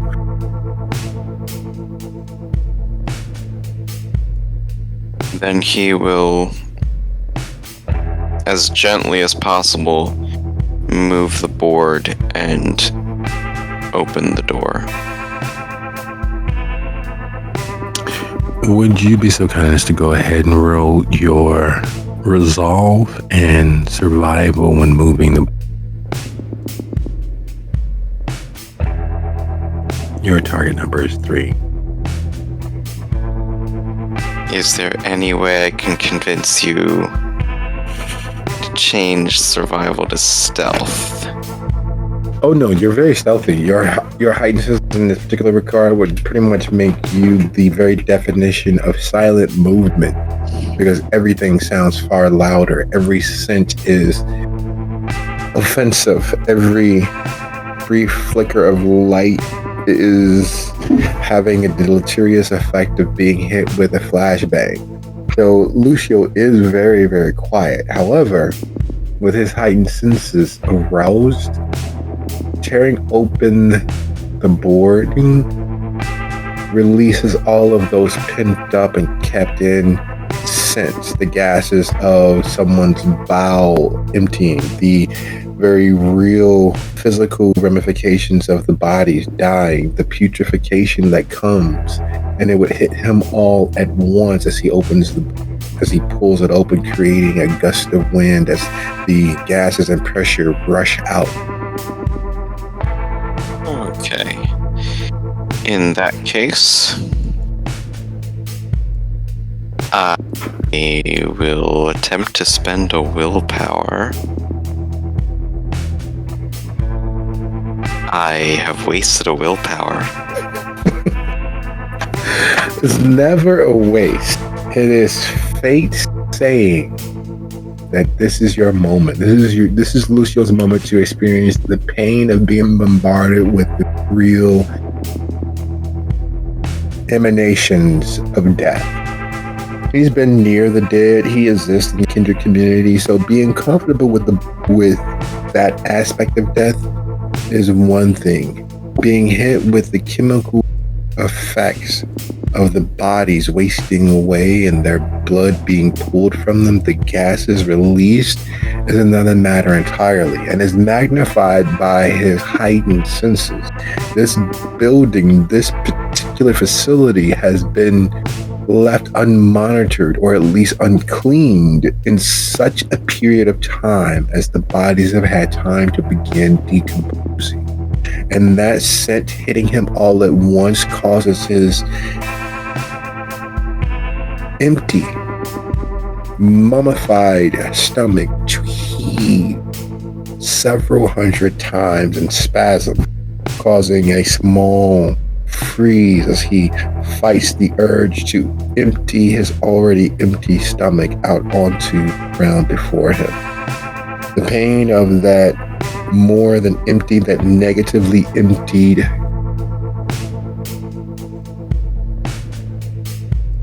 action is painful in the extreme. nose feels stopped up, his eyes begin to water, and his stomach fights against the very real fact that it is dead and empty, and chooses to try and be on the outside of it. In all of this, would Lucio have the focus to turn off the heightened senses to try and at least mitigate this? Yes. Even dead man tries to avoid all pain as often as possible, and Lucio immediately shuts down as his eyes squeeze shut with the taste-soaked tears. And Critias does the thing that every gentleman would do. He steps back and watches as if you are the most interesting program he has ever seen. You don't have hair for him to pull back out of your face to help you from gagging on it. And an attaboy backslap doesn't seem quite right, so he waits for you to adjust yourself. Wiping away the bloody tears and whatever contents might have spilled out of his mouth onto, well, probably onto his sleeve. Lucio attempts to stand up, shaking, wobbling from just how gut-wrenching the scent was. Turns to Critias with a clearly pained face, attempting to hide the fact that he's in so much pain from the smell, and says, "Well, it's not exactly a rose garden, but shall we proceed?" We definitely should. At least your internal pain, external pain, be of a sort that keeps you in balance of sorts. Knowing that we're going to the place where your mortal life ended, have you considered what that might do to you? To your psyche? And mind you, I'm not attempting to talk you out of this, merely to brace you for what we may see, and clearly what lies within. There are other formerly living persons below. There are others who may have ended in the state such as yourself. Are you prepared to investigate, to pry? We may witness another's last moments. I have to be prepared. We could always grant them a quick death and just burn the building down. We wouldn't learn anything then. Yes. And as curious as my mind is for knowledge, we would learn that such facilities are operating in quiet neighborhoods such as this. And where there's one, there's most assuredly others. We know what to look for. Recently boarded up properties left lying fallow.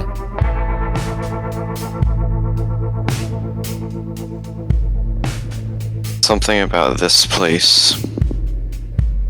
Maybe it's my own personal bias, but why here? Why was I killed here? Why not at one of the other places that I may have snooped around or stumbled across? Why was it here that I was brought to?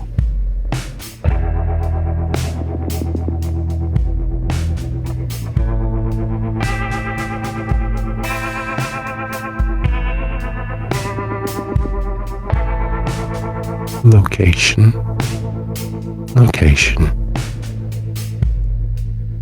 And you know the rest.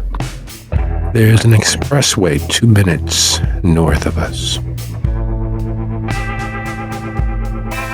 There are 3 major thoroughfares through the city. Wide, busy streets. Less than 6 minutes from where we stand if we walk. So if we're driving, and then he points to the rear of the building behind both of them. There's space.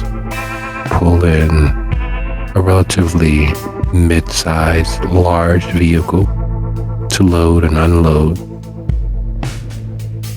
And properties such as this, easily forgotten, easily looked over. How many would be able to discern how freshly those boards were applied?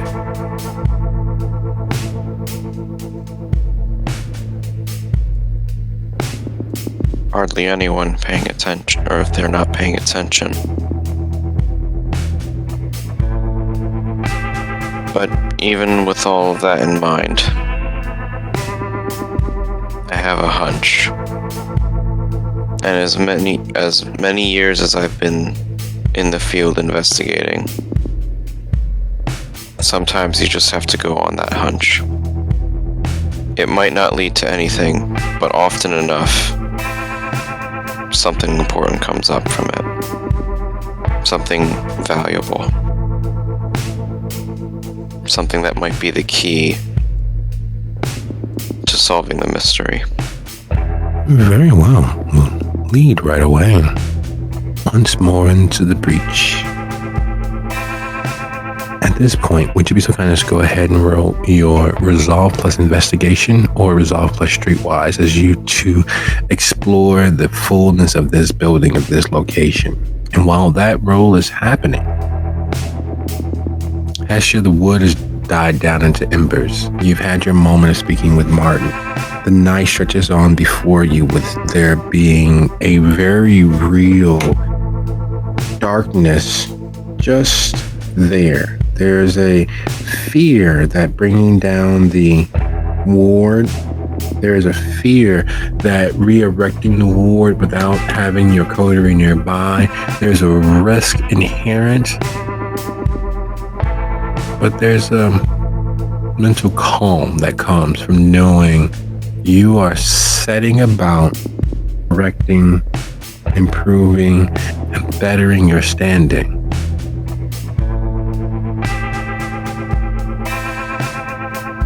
And as you make your way back into the haven, you realize that Donnell is back at work.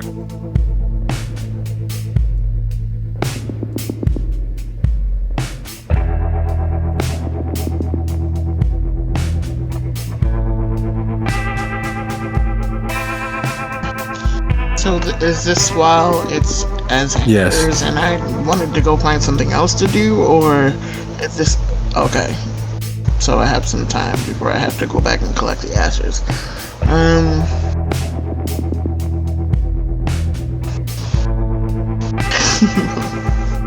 I guess it's time to rip the band-aid off.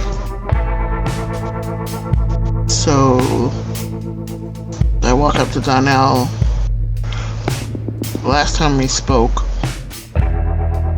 I promised you something. Meet me in my office. Yeah, sure thing. He hands a clipboard off to Amalia and begins following you, walking alongside of you, hand in pocket, and it's clear that even though it's slow going, that there has been some improvement with his mobility.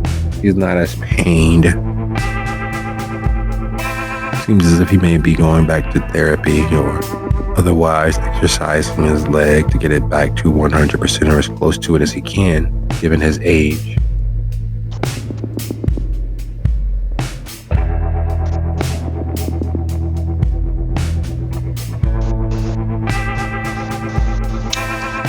She opens the office door and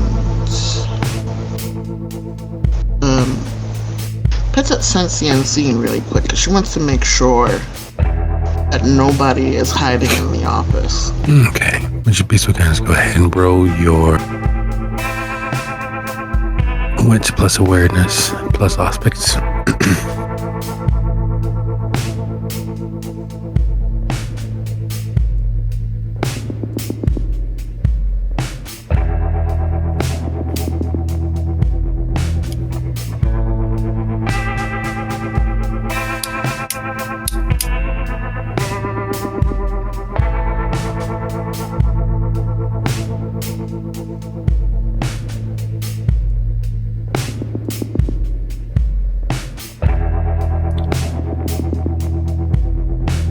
There's a membrane that separates this world from the next, and that world from the one beyond it, and that world from the one that's laying next to it. And this membrane is a vibrant, living thing. There are areas where it's thinner. There are areas where it is all but non-existent.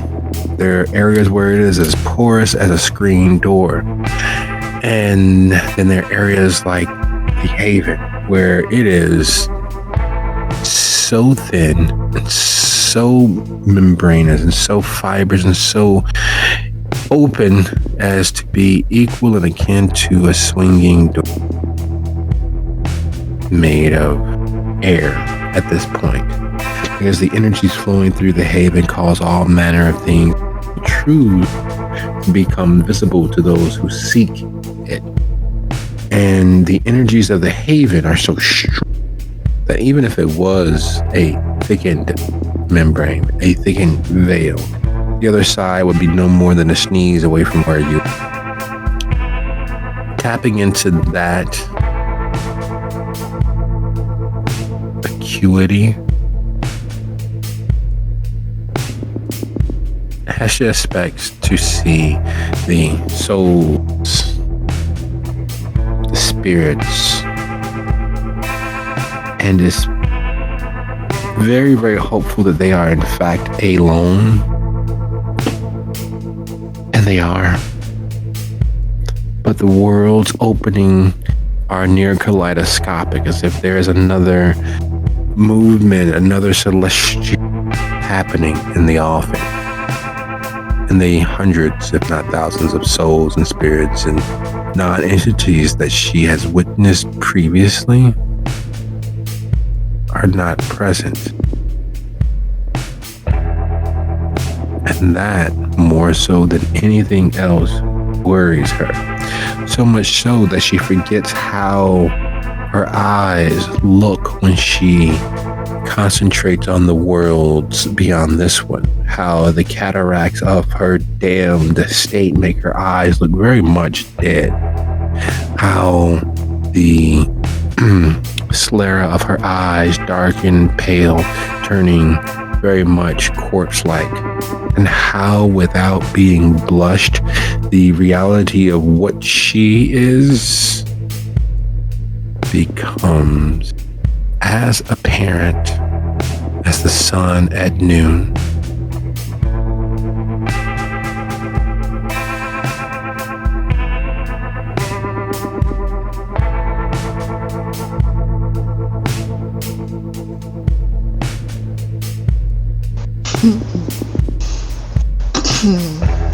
Dropping out of it as quickly, making sure that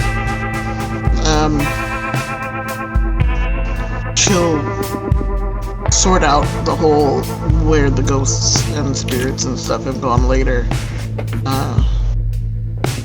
Remembering that fact, snaps herself out of it and goes to lock the door. Moving towards him, Donnell all but leaps out of his skin. He jumps across the room, putting a distance between you and him. His face suddenly pallid and soaked in sweat. There is a predatory understanding of flop sweat, of fear-driven anxiety and stress, and it is all over him like the finest of cologne. Your beast crawls forward. Well, the jig is up now. Might as well have a little sip.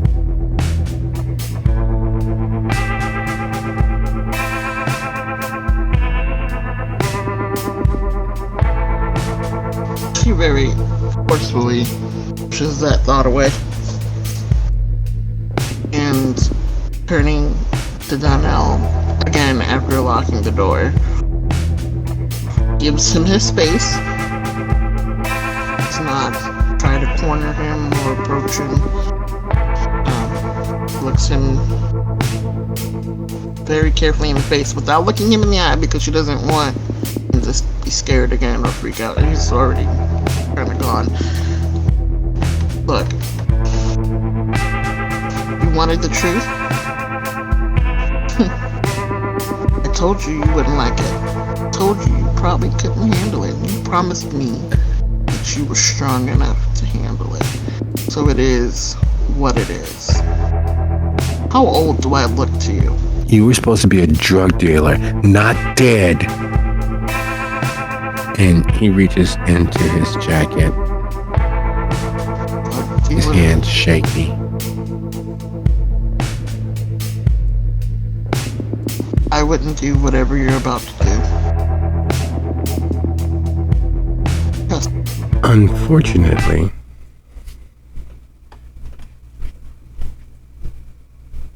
we experienced no small amount of technical difficulties. Those difficulties resulting in the ending of our session not being recorded. Hestia and Donnell ended having a small bit of a physical altercation, Hestia responding to the threat of a potential weapon. That weapon being far less physical than expected.